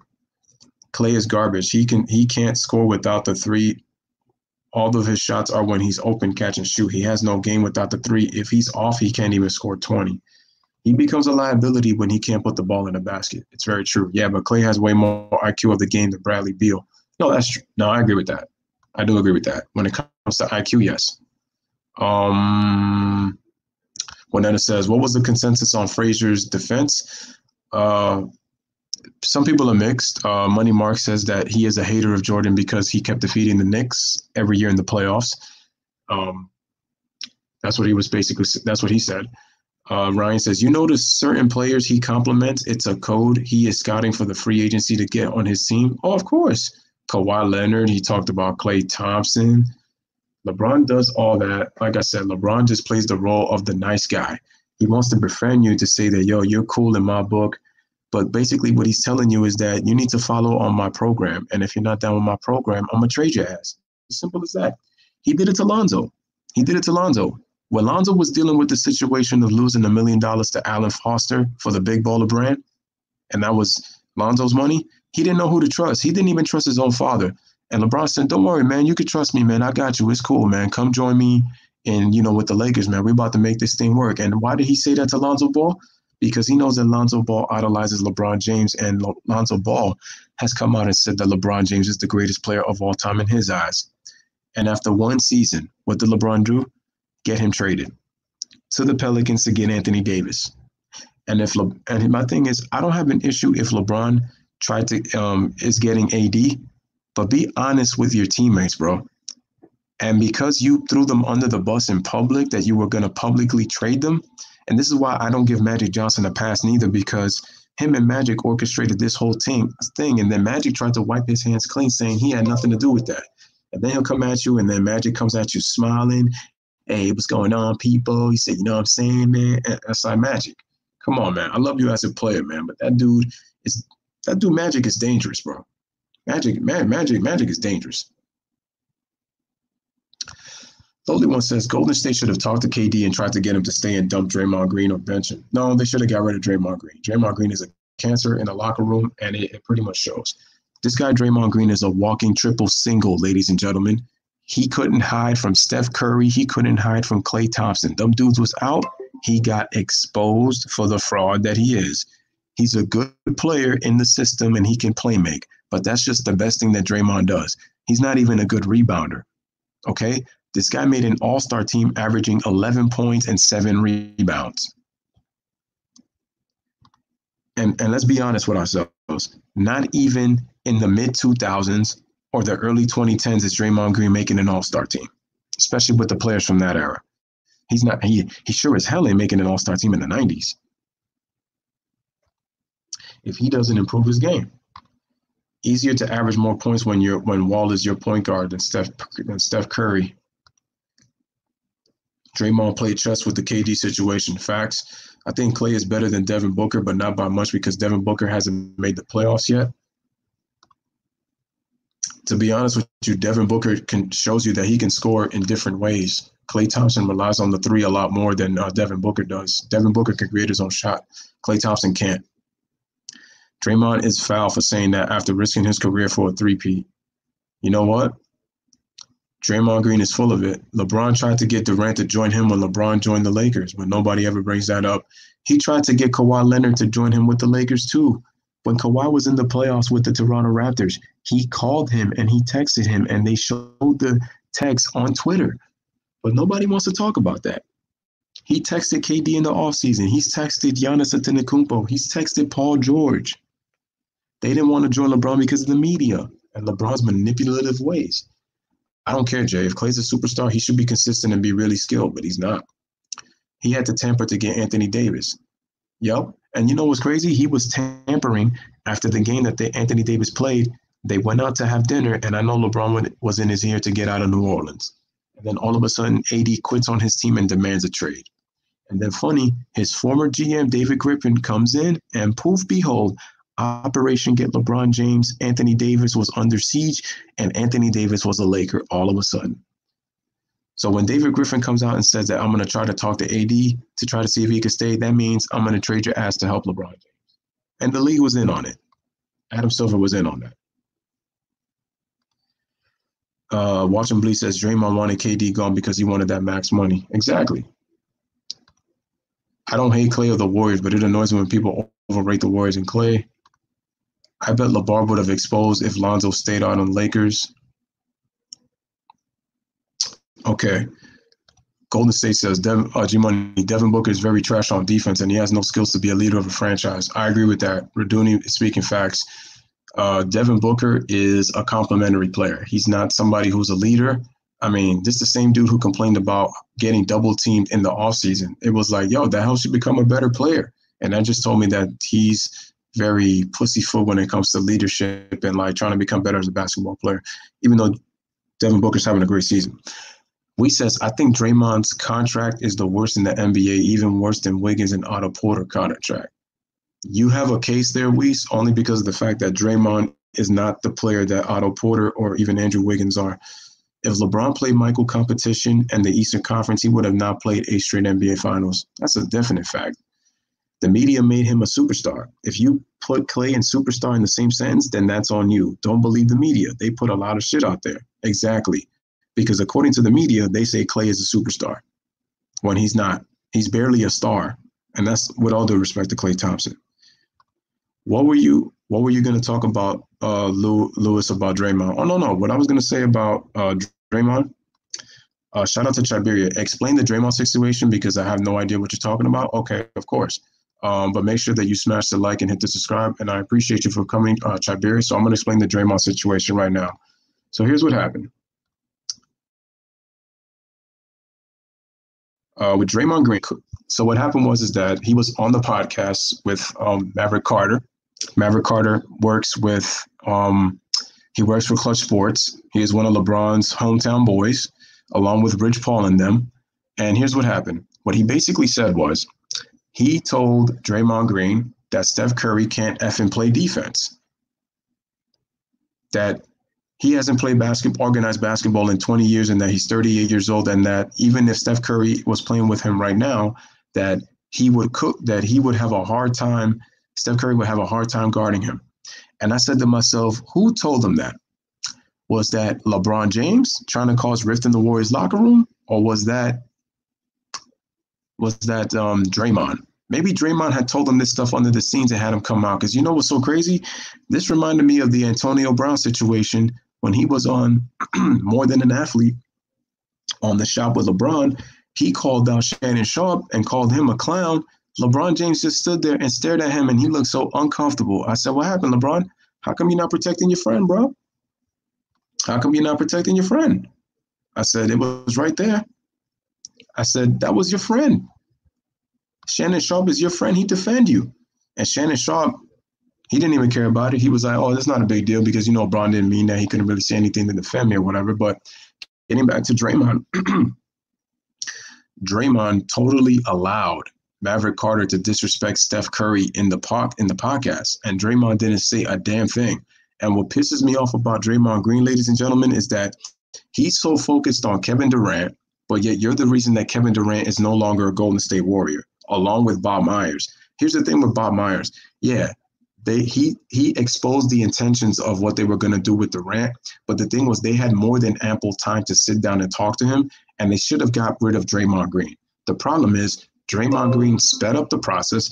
Shout out to anybody like sports for subscribing to a channel. Appreciate you. What I don't like is that Draymond Green decided he called KD the B word, and he chased him out of Golden State. And the crazy part is, for people who are criticizing Kevin Durant, he risked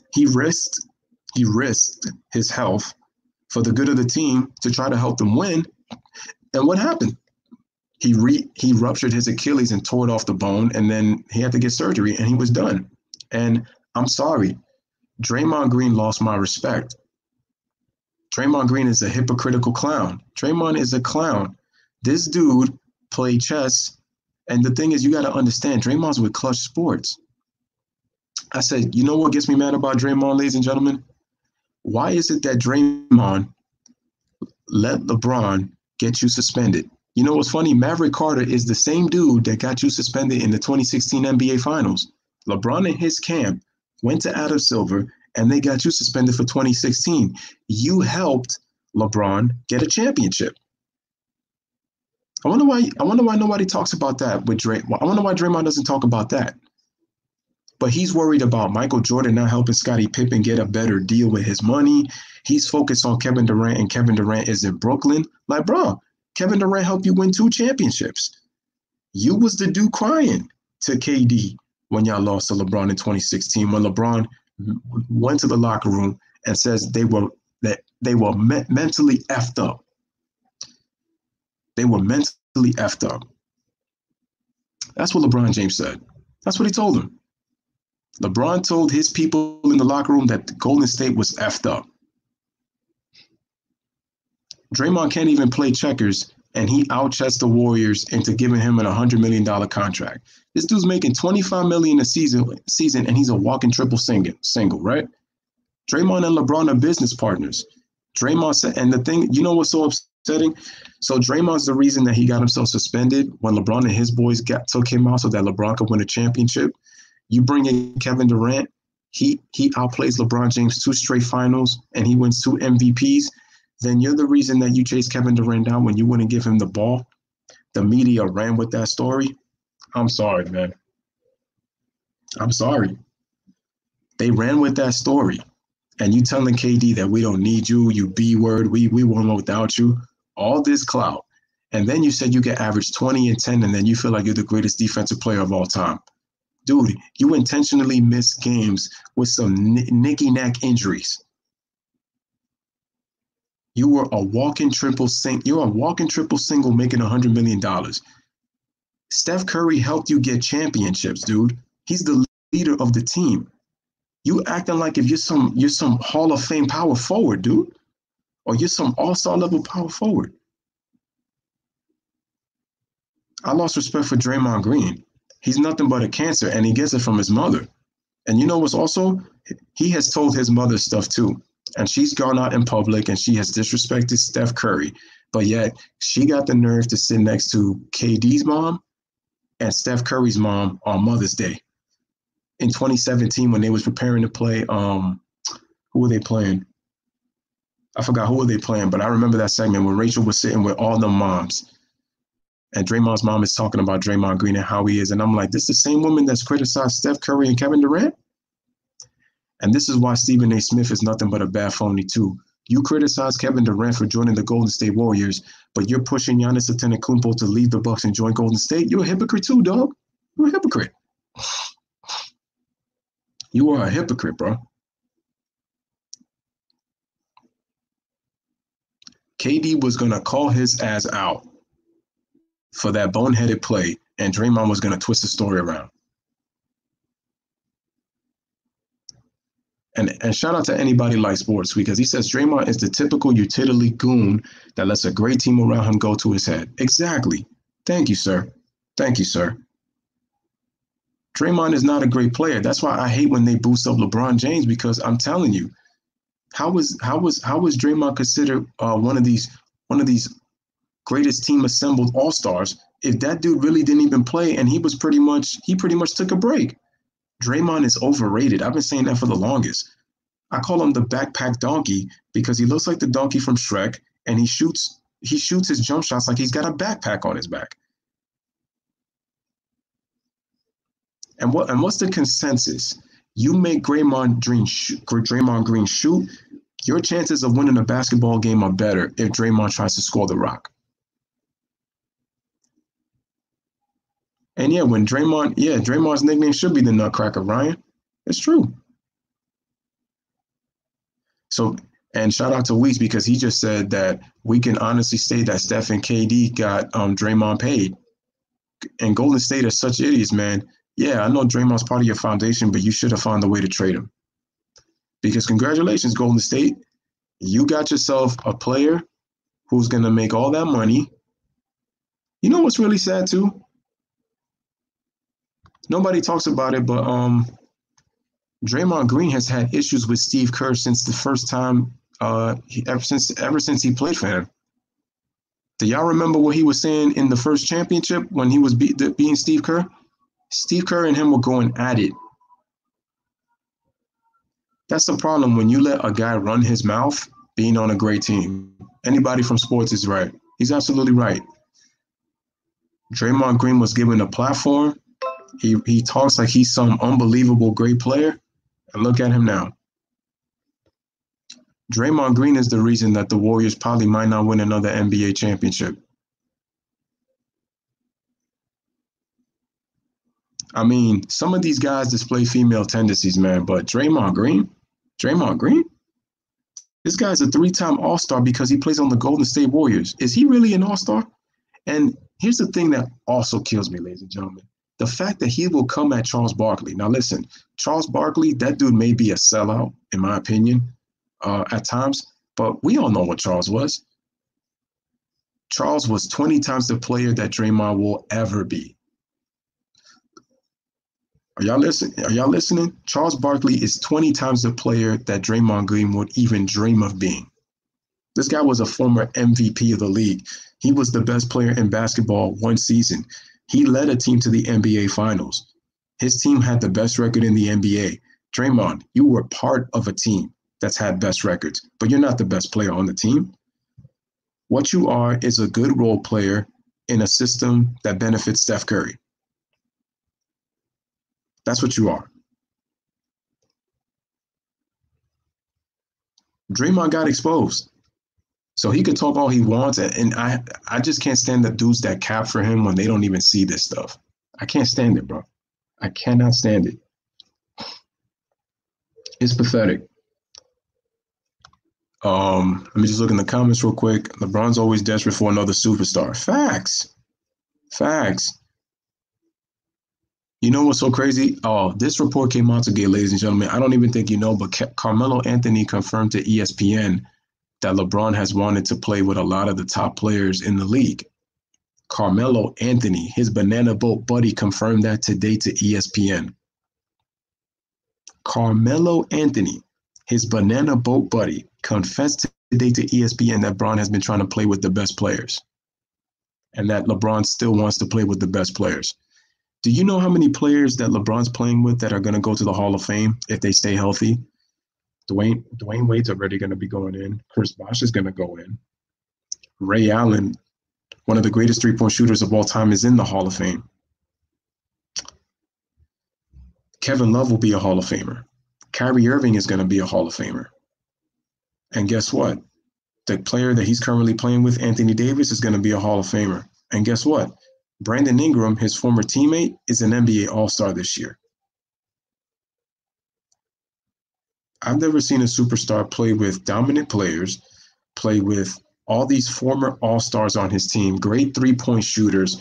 His teams have been involved in 43 freaking trades, and he's controlled his destiny in free agency, creating 2 super teams to get to 8 straight finals that the LeBron fanboys love giving him credit for making the finals all 8 times, but forgetting that he had to form 2 different teams to keep his streak alive. 9 trips to the finals, 17 years, and only 3 championships? LeBron James is complete bullshit. Complete bullshit. It's pathetic. LeBron is a great player, and he's a top 10 in my book. But you cannot be 3-6 in the finals. You cannot have as many losses as Jordan has championships. Jordan have twice as many rings as you, and you lost. Michael Jordan, yeah, he lost. He's 1-9 without Scottie Pippen. Okay. Scottie Pippen did not make his impact until his 3rd season. And even in his 3rd season, they didn't go to the NBA Finals. Oh, yeah, but, Michael Jordan had Phil Jackson. Michael Jordan had Phil Jackson. Did Phil Jackson win in his first year with Michael Jordan, or did they lose in Game 7 to the Detroit Pistons? Oh, but 1-9 without Scottie Pippen. What were Scottie Pippen's stats in the 88 season? 7 points per game. In the playoffs, he only averaged 8. The entire playoffs. That's what Michael Jordan averaged in over 40 against the Cavaliers in the 88 playoffs. The playoffs that Jordan led the Bulls to a playoff series win in 5 games where he averaged 44 points a game. Oh yeah, but Scottie Pippen was very impact. Man, his 7 points, wow, gave a really big impact. Let's see. Booker and Beal need Clay a lot of help to win a championship due to the fact talking Clay does take place in B, the others don't. Give me a second, guys. Let me just go through the comments real quick. G Money says that Green is a moron and overrated as hell. It's a shame that he's gotten worse over the years. I'm just tight that he continues to talk nonsense. Booker, Beal, and Beal are not franchise players. Draymond played chess, and he's not even a good checkers player. Clay is hot garbage. He's one-dimensional, catch and shoot. Without his threes, he can't score. Can't beat his man off the dribble. Can't shoot over his opponents. Draymond and LeBron are business partners for real. Clay's a good defender, but they'll always talk about Game 6 Clay. You can take Clay all you want, but Clay's not super impressive to me. I'm not a Clay hater. I'm just not choosing a guy that's one-dimensional over a more complete player in Bradley Beal. Clyde, can you turn that jacket down, buddy? That story was shifted into the background, and then Draymond fueled the fire after KD was going to call him out for that bonehead play. Facts.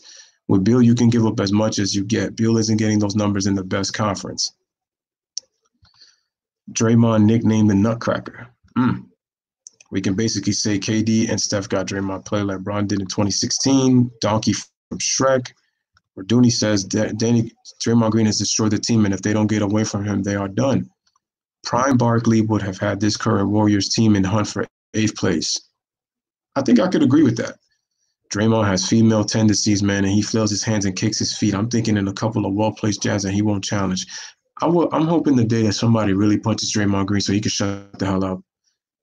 Because Draymond's another player that makes a lot of excuses. If Draymond played with Jordan, he would have been crying in the Jordan meme crying. They really undermined KD. I remember Steph Curry almost cost them a game in the regular season, and KD had to get his back and bail him out. They should have kept him, but it is what it is. I think KD stays if Draymond is not on the team. They would have had money to pay him.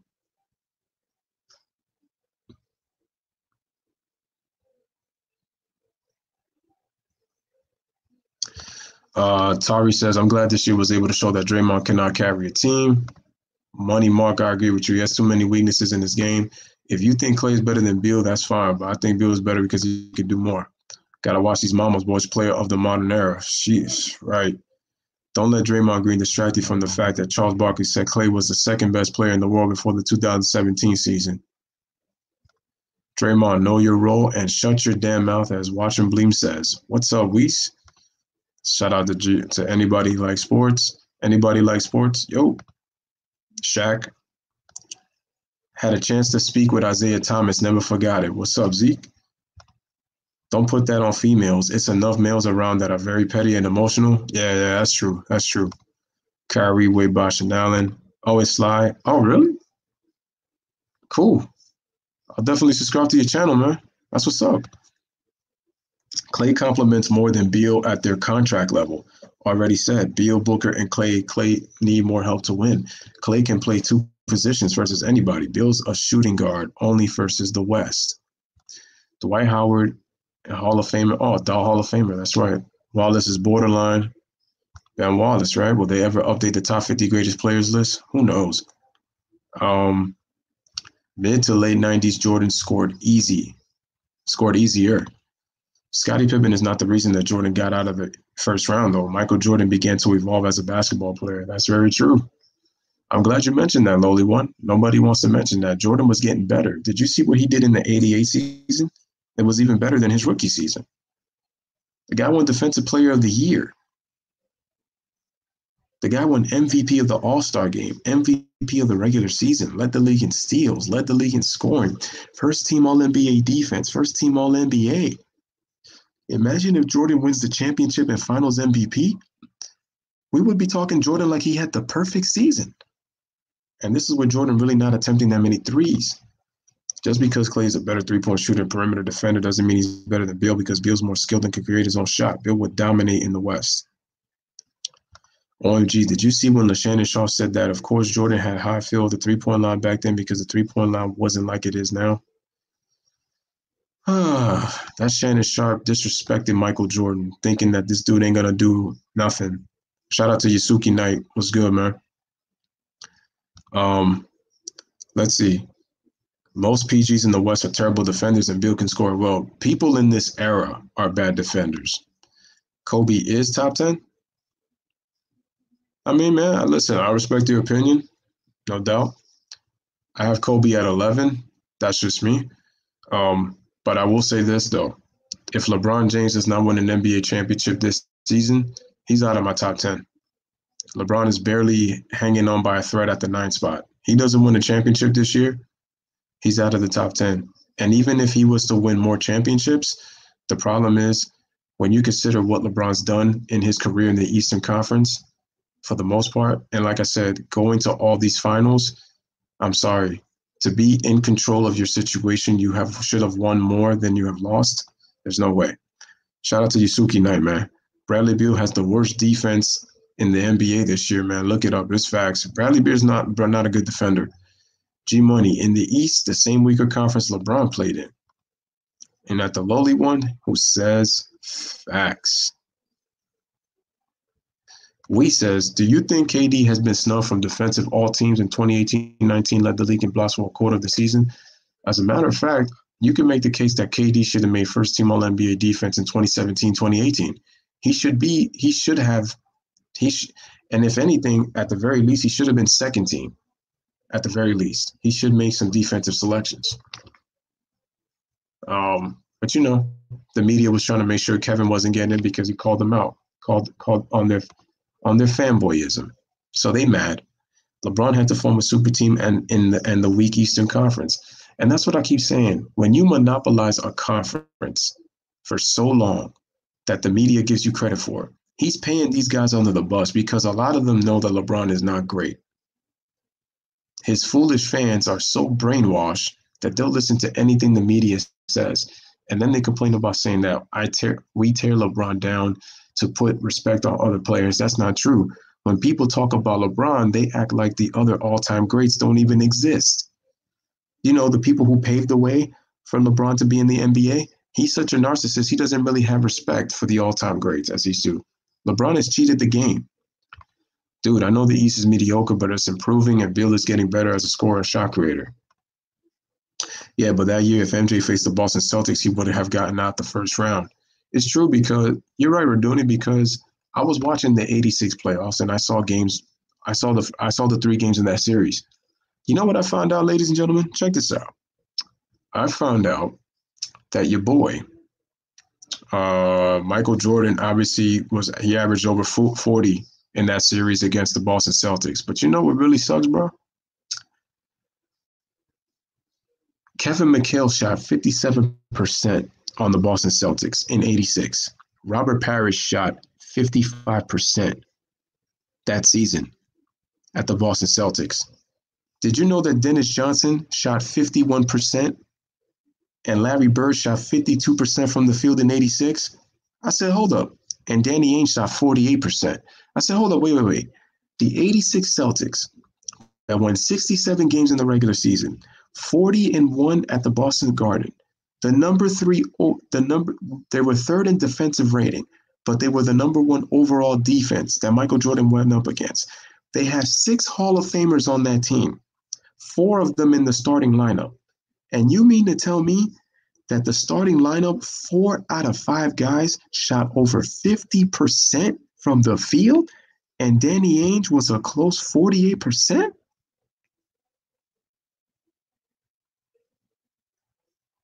That's why you can make a case that the 86 Celtics are the greatest team of all time. They had 4 players in their starting lineup shoot over 50%. Like, who does that? The 86 Celtics, and they won the championship, and they went 15-3 in the postseason. All right, ladies and gentlemen, let's continue to get the likes up, man. Let's continue, man. We got 28 people watching. We got 27 people watching. We got 29 likes. Let's keep it going, people. So, and it's ridiculous, man. How does Boston accomplish all of that? And Michael Jordan is really the only player on the team. And people forget, too, Orlando Woolridge, I found out, missed time that season. I also found out, obviously, we know that Jordan missed 64 games with a broken foot. And remember what it said in the documentary, guys? They said that Jordan couldn't play because Jordan was trying to force the organization to play. Not only were they trying to give a minutes restriction, but they dead ass was trying to get Jordan. So you know what? You know what they were trying to do with Jordan? They were trying to have him sit out the entire season so they could tank and get a pick in next year's draft. So we wouldn't have seen the 63 points if it wasn't for the selfishness of the organization.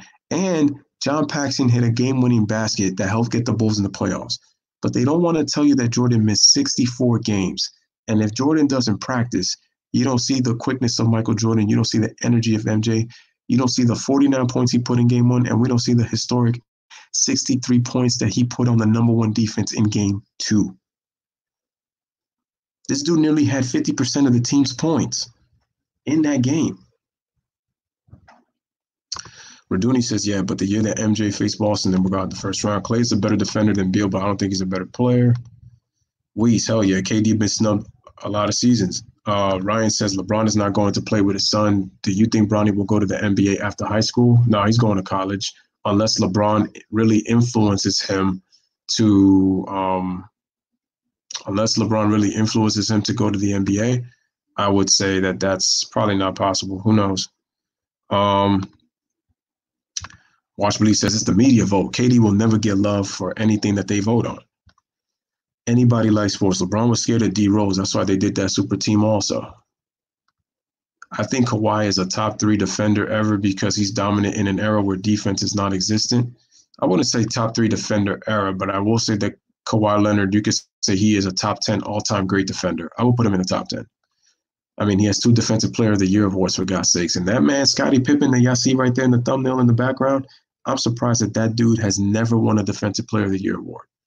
And I call Scottie Pippen the greatest defensive small forward in NBA history. Those are facts. It's about complementing. They both ain't carrying teams to a championship. You have to understand the difference. And it's true. Bradley Beal's not a franchise player. He's a complementary player. Same thing with Klay Thompson and Devin Booker. Those guys can't lead teams. They're not conference. Those guys are not franchise players. Those fanboys always think LeBron sets records and call him the GOAT, shaking my head. The thing is also ESPN makes up a lot of records for LeBron to try to make him better than what he really is. G-Money, sorry, Bradley Beal's not that dominant on the east side. How can he could have been dominant in the west? No, he would be average. That's true, G-Money. That's the truth. Bradley Beal's not a dominant player. He's improved, but he's not a dominant player. Hey, man, you got to respect opinions out here. Shout out to Johnson Daly, man. He says, what's good? Hey, man, what's good? What's good, man? What's up? Thank you for coming through the stream. Again, guys, make sure y'all smash the like button, hit that subscribe button as you guys come in. Anybody like sports says Bulls should have played George Gervin in the '86 playoffs. He wasn't done like they say. Politics as usual. Yeah, I didn't understand why he didn't play enough minutes, and he did come off the bench. He was playing less minutes. He kind of was at the tail end of his career, but he could have played. But George Gervin was a scorer, and the Bulls needed defense, and they were not a good defensive team. Beal isn't a franchise either. I think that good luck winning multiple rounds in the playoffs with Beal as your franchise player. I think that '81 Lakers are the greatest team ever. They had an MVP coming off their bench. I don't know much about the '81 Lakers.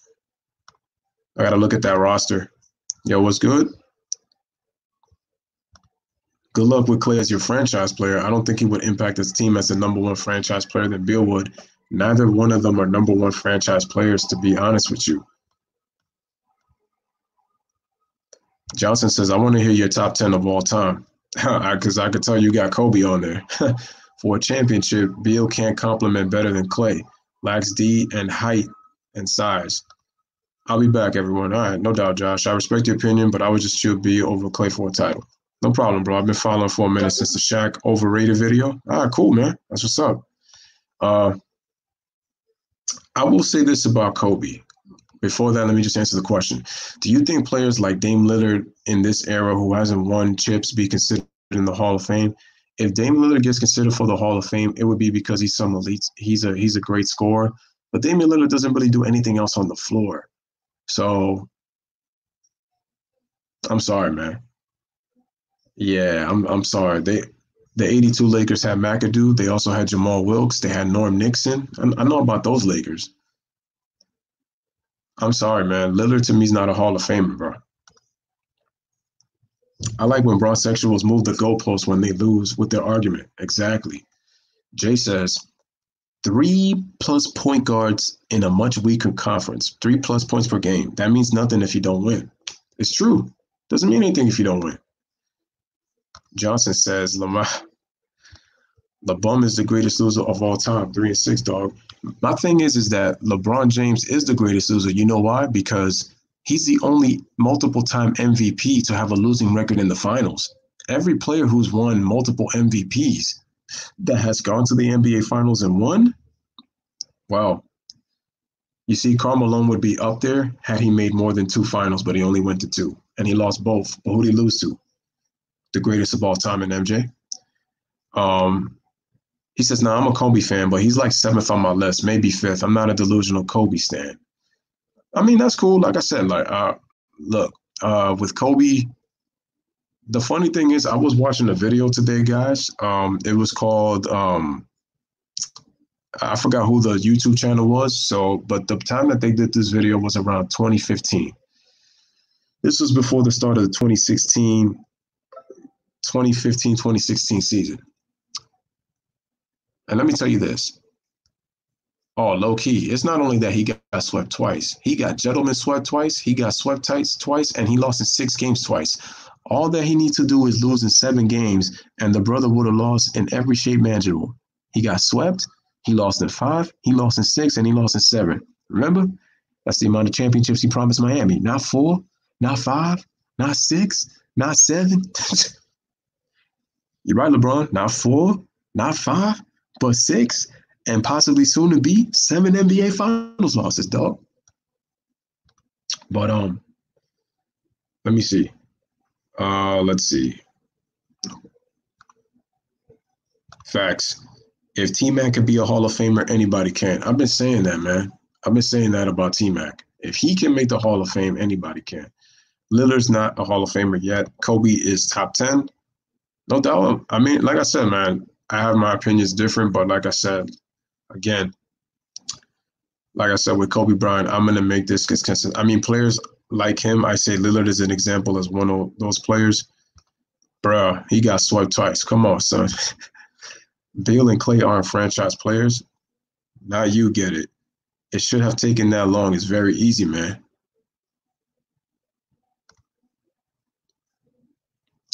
Let me see. G Money says Dame is not a Hall of Famer and he chokes in the playoffs consistently. Yeah, he's averaged 27 last year, but he was only good for the Thunder and suffers as the Nuggets and the Warriors. Carl lost with the Lakers in 04 too. Oh, that's right. He's 0-3. So good mention to that. To me, Kobe and Max can be top 5. Michael played 7 teams that won over 50 games in the 1980s. That's how good the East was. Exactly, Joel. Let him know, bro. Let him know. Michael Jordan is 7-2 against 60-win teams. The only 2 teams he lost to, the Celtics of 86 and the Detroit Pistons of 89. And guess what? Both of those teams ended up winning the NBA championship.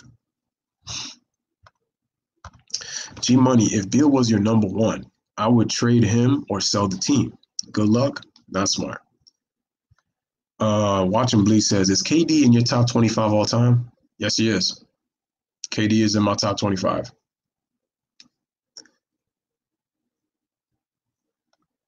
I will do the same with Clay too, Jay. All right, there you go.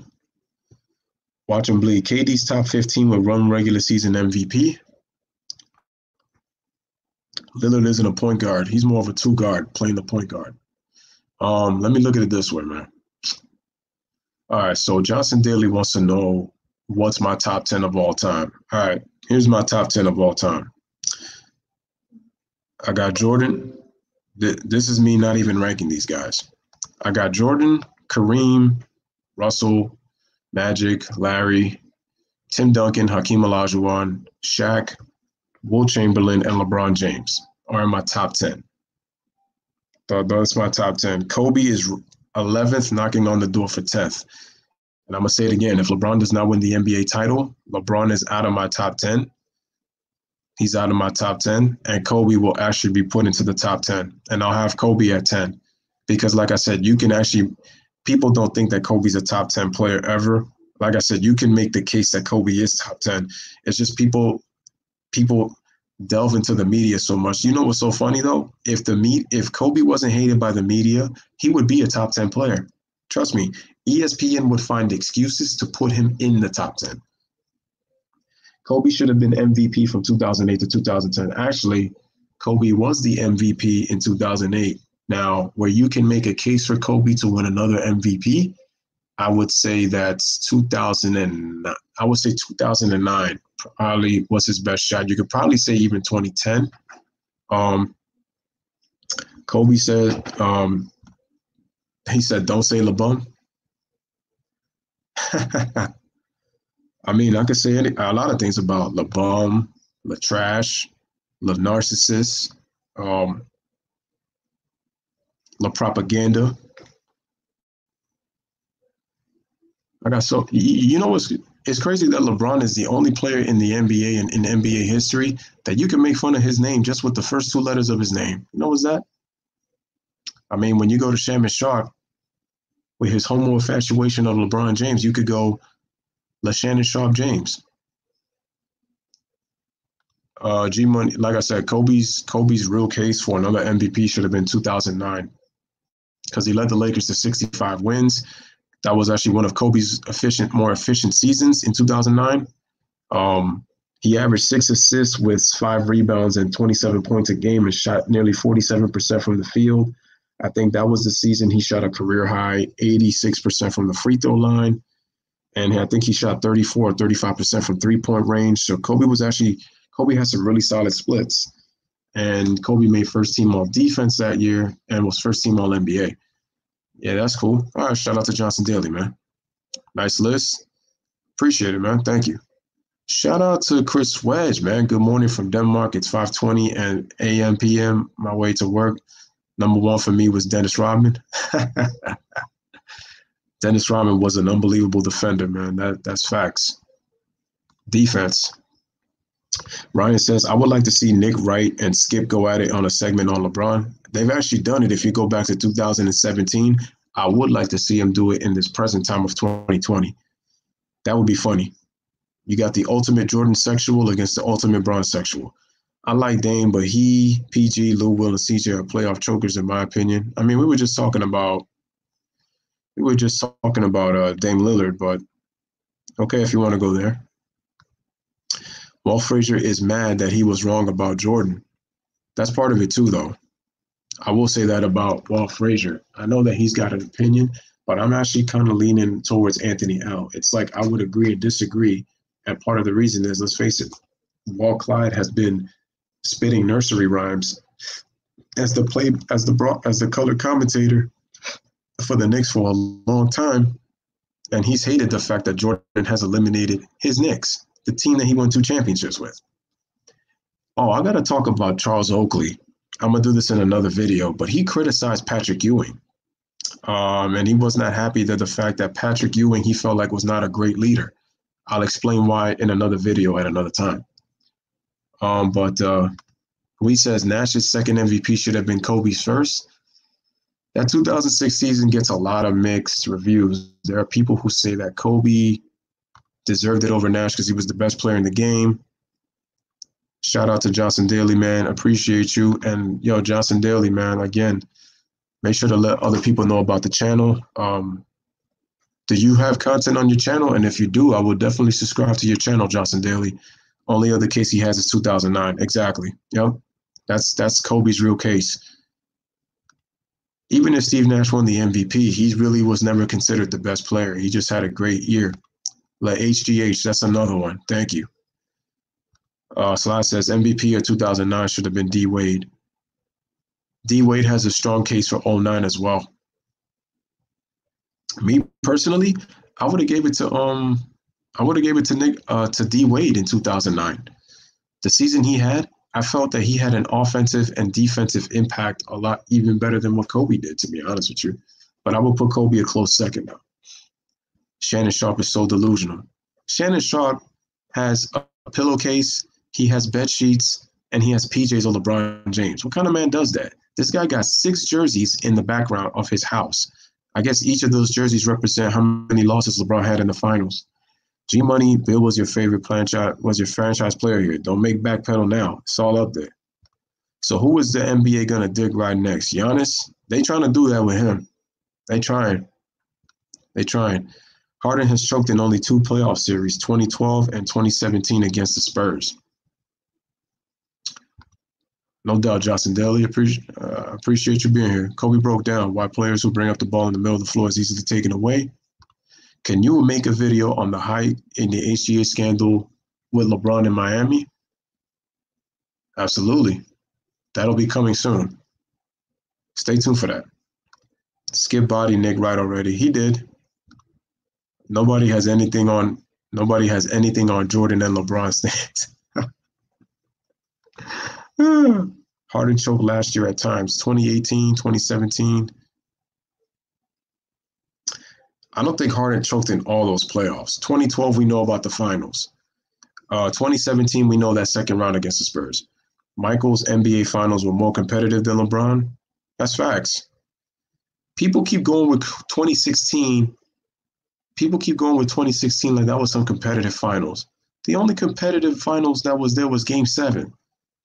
I don't care about Harden's playoff stats because I watched the games and he's terrible and big in elimination games. My top 5 rate for their position is Magic for point, Jordan for 2 guard, KD for small forward, Duncan for power forward, and Shaq for center. All right. I would put Larry Bird there for small forward. That's just me. Bradley Beal coming out of University of Florida. I'm biased. I still think he could play a split man role. All right, Jordan. Again, guys, smash the like. Keep hitting that subscribe button, man.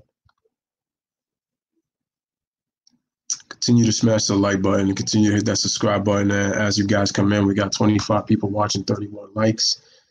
All right, so we says, oh wait, Kobe went full booty warrior on that white girl allegedly. I mean, there's been a lot of alleged shit, man. But they also found different male semen on the damn panties that she had on. You do realize that for 5 seasons, he has lost to the Warriors only besides the Spurs on the Rockets. All right. Yes, I have content on my channel, sir. Thanks. All right, I'm going to definitely subscribe to your channel, though. Let others know about my channel. And, yo, everybody right now, man, yo, make sure y'all go to subscribe to my main man right here, man, Johnson Daly. Yo, show the brother some love, man, and go subscribe to Johnson Daly's channel right now. Make sure y'all do it, man. Can I get everybody on this stream, man, to go subscribe to Johnson Daily right now on his channel and show the brother support? And I appreciate him showing support to mine. Dude, Rockets should have beaten the Warriors in 2018 and 2019. Warriors were weaker in those years, and Rockets didn't execute down the stretch. I can't give my top 10 defense. Oh, you mean you can, you mean? There you go. I think Verduni says he can. He says Jordan Pippen, Dennis Rodman, Dikembe Mutombo, Ben Wallace, Kawhi Leonard, Hakeem Olajuwon, Gary Payton, Metta World Peace, Kobe, Tim Duncan, and Garnett. Whew. Damn, that's a nice list for defenders. Verduni, I gotta give you props for that one. Jerry West is the best loser, 1-8 in the finals. The reason I would say LeBron James is for this reason. Jerry West has the better losing record, but he couldn't go to teams in free agency like LeBron James did. That's why I call him the biggest loser, because he was in control of all of his NBA Finals trips. Jerry West wasn't, and he lost. So record books will tell you that Jerry West is the bigger loser with his worst finals record. But LeBron was in control, going to 8 straight finals with 2 different teams, and you still only ended up with 3 championships in 17 years. That's pathetic for an all-time great. Harden choked last year, too. How do you let Curry make up for a terrible first half by scoring 33 second-half points? That's a good question. The skyhook for the logo, Kareem? Kobe just went to a championship a year prior and had better stats in 09, plus going to another championship with first-team All-Pro and first-team defense. That's a good point. That's a good point. Appreciate you, man. Can't wait for the HGH video. That's going to be your top watch.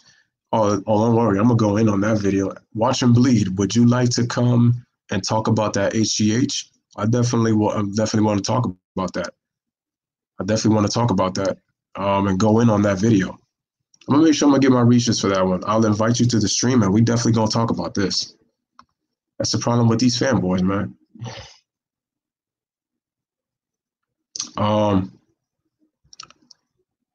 That's a great point.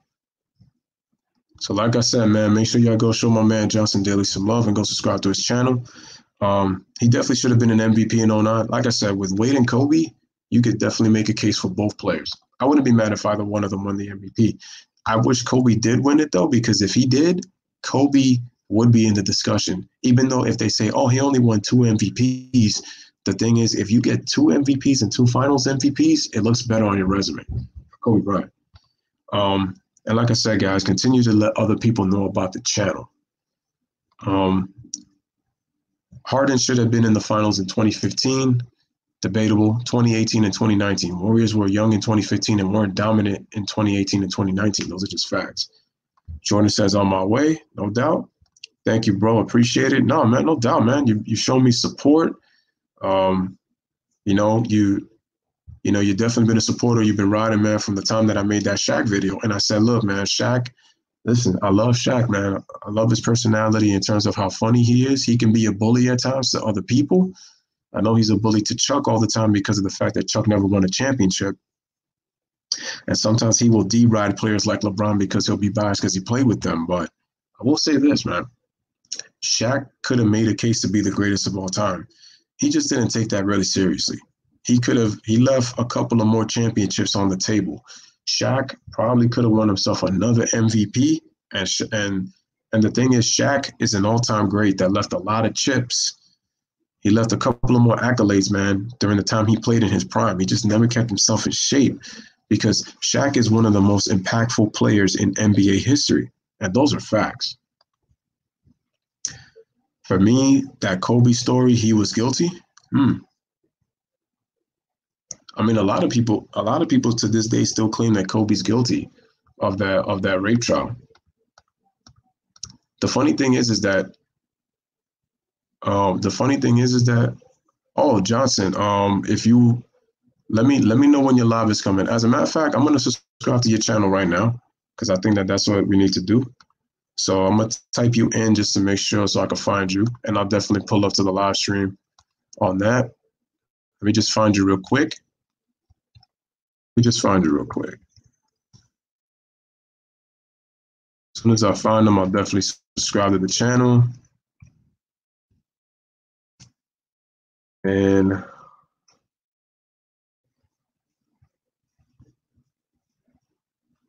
me see if I can find you.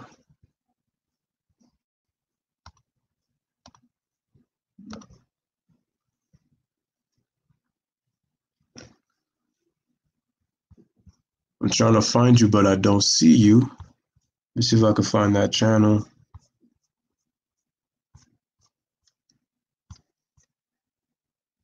Let me see.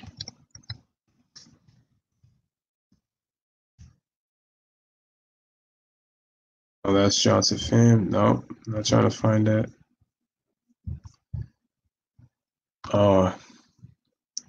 Johnson, can you do me a favor, man? Can you put your link? Can you put your link to your channel in the stream? I think that way it'd be easier. For some reason, I'm looking for you, but I can't find you on the YouTube channel when I'm trying to search you up.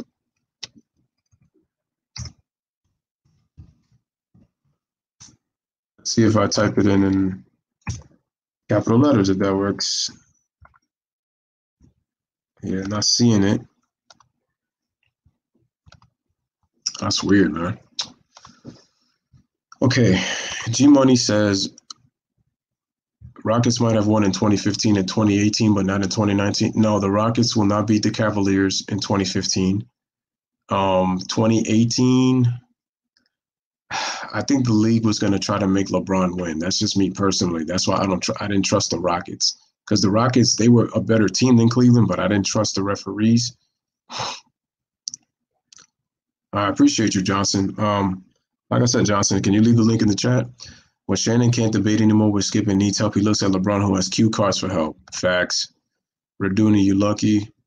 Shout out to Malcolm. Malcolm, make sure to hit the subscribe if you haven't, and channel.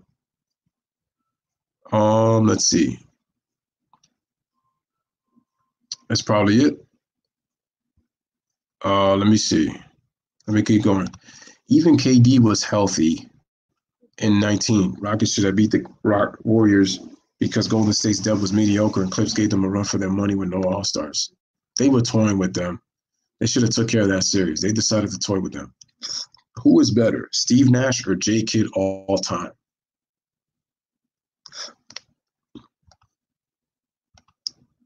What you guys thought on MJ's Red Eyes? Oh, he thinks it's a cigar.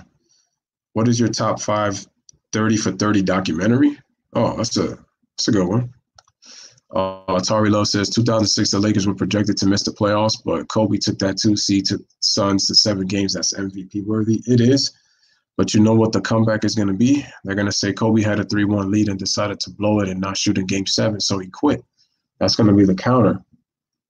I hear what you're saying, Tari, but that's going to be the counter. Rockets should have won in 2015 because they blew games 1 and 2 in Golden State. If they execute, they could have a 3-1 series lead because they won game 4. I think my MJ's Red Eyes are the documentary from Cigars. I mean, he did smoke them. I appreciate the reach out. I'll leave this to the professional. I don't know how to send to the Cash App, but I'll figure out and get you. Oh, all you have to do is just here, guys, to send to my Cash App. If you guys would like to send to my Cash App, that's my name. So in the Cash App, just type in my name right there. So you see it, Watch and Bleed, where you see it on the screen, you just say if you have it, you just press, you put pay, you put the amount that you're going to pay or whatever, and then right there, it says right there, that's my name in the Cash App. As long as you type that money symbol and then put my full name on there, I'll be able to see you there. But no doubt, I appreciate it, Watch and Bleed. Johnson says, thanks, bro. Michael never played in the NBA Finals when the first 6 games was by 10 points or more. Exactly. That's another thing. My next video for sure, even if I don't go live. I can't find Johnson Daly, man. Johnson Daly, can you send a link, man, so that we can all subscribe to your channel? Shaq was the updated Daryl Dawkins at the NBA light. Yo, Sly funny. Search channels. It is hard. Someone is famous with your name. I guess so. Jay says if Shaq had better work ethic and a drive, 5+. Facts. He bited my name. Warriors' 5-year run was great but overrated. You should make a live stream about that. Nah, I don't think so. I get tired of talking about the Warriors. I have more trust in J. Kidd. I actually got J. Kidd better. Will Chris Webber jersey up in Michigan school since that incident a long time ago? He should be in the Hall of Fame on top of that, man. I see it. Can I go through PayPal? Yeah, you can go through PayPal too. Here you go. I'm gonna put this in the chat. So just give me a second, guys. I'm gonna go through the PayPal.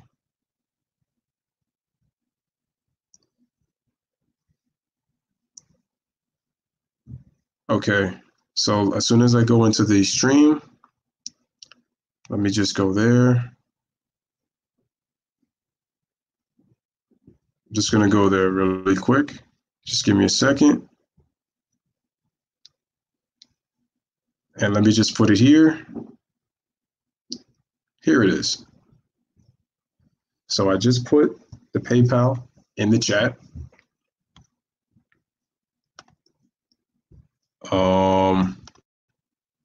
Let me see. Johnson says,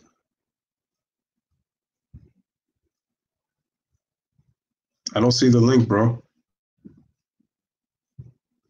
Raduni says, nope. G Money says, yeah, but Kobe did blow a 3-1 lead in 2006. Yeah, he was amazing, but there's no excuse blowing a 3-1 lead, and LA should have won game 6. LA should have won.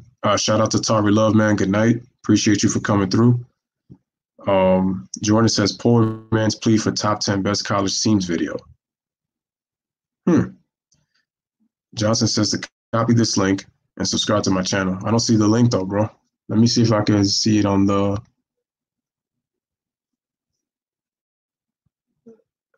Yeah, I don't see the link, bro.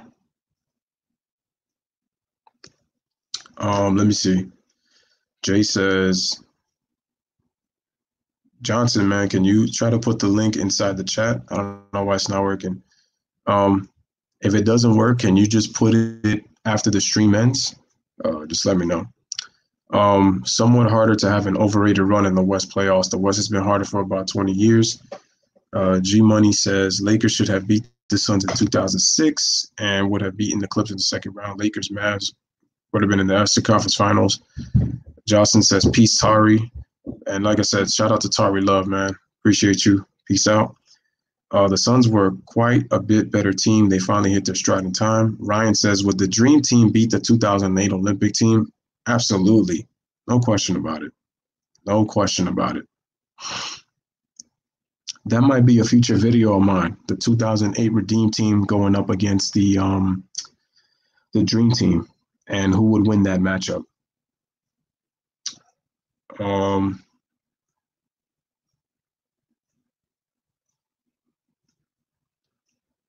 Okay.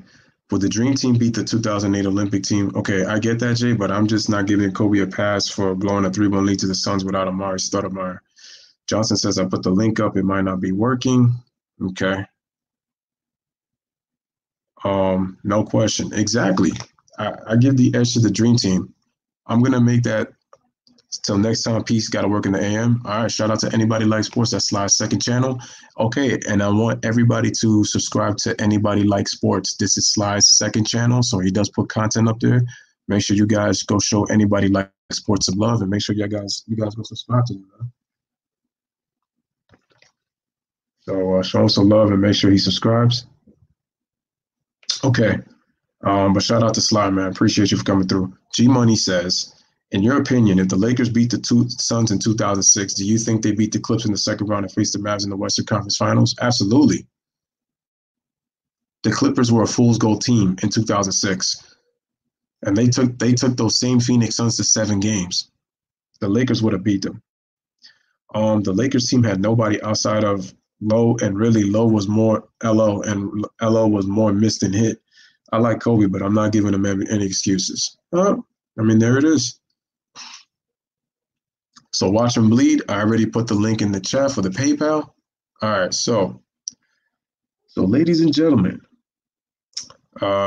this was a really good stream, man. I appreciate everybody for coming through. I want to give a shout out to everybody in the chat for coming through, making this lit, and this was fun. I'm going to come out, like I said, with more future content, obviously. Jay says, no, the Clippers losing to the Lakers. Lakers were a one-man show a lot of the time before Powell came. Send it if through PayPal. Let me know if you got it. You're my favorite YouTuber. I appreciate it, man. Keep the good content, and I can't wait for the HGH video. No doubt, man. I appreciate it, man. Thank you. I appreciate that.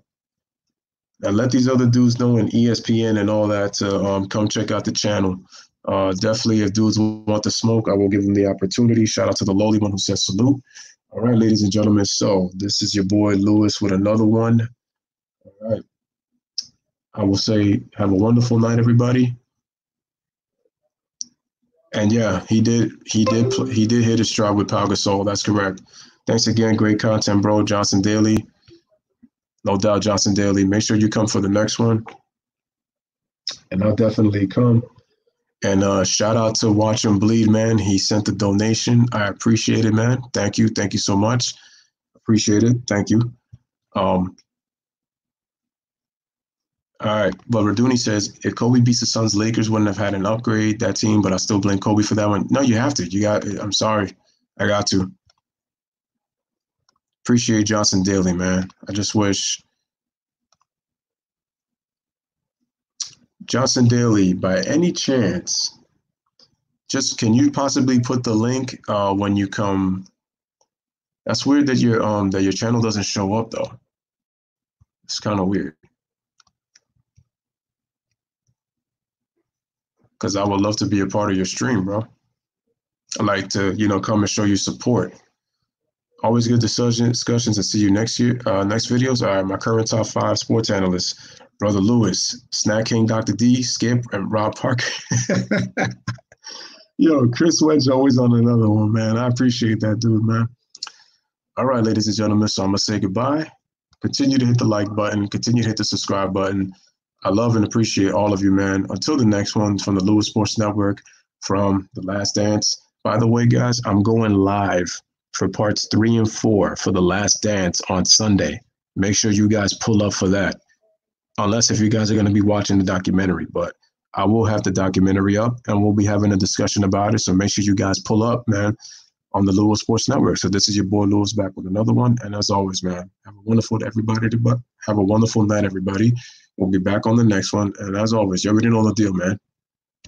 Pound it with your chest. Live, laugh, love. Thank you for watching. Oh, I see because everybody took your name. Let me go. Johnson Daly. I'm going to put my email on here before I go.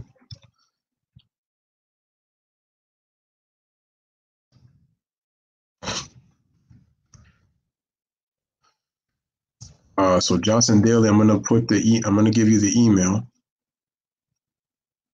All right. So let me put it in here. And if you can, just do that, Johnson. I'm gonna send you my email, and just put the link of your channel like in my email. That way, I'll be able to subscribe, I think, and then after that, I'll pretty much send out the links to the channel. That way everybody else can subscribe to your channel, man. All right. So just drop the email in there. And again, shout out to Watch and Bleed, man. Appreciate you. Shout out to Adonai. He says, any fantasy basketball leagues you're in? Actually, dude, I am. But because of the season, it's kind of been shot down.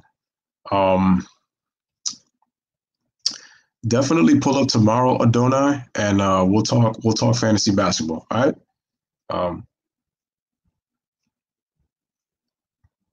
Hey, man, and shout out to Jay for being a real one. All right. So, ladies and gentlemen, this is your boy Louis from another one. Again, make sure y'all smash the like. Make sure y'all hit that subscribe. And as always, man, bless up, live, laugh, love. Thank y'all for watching.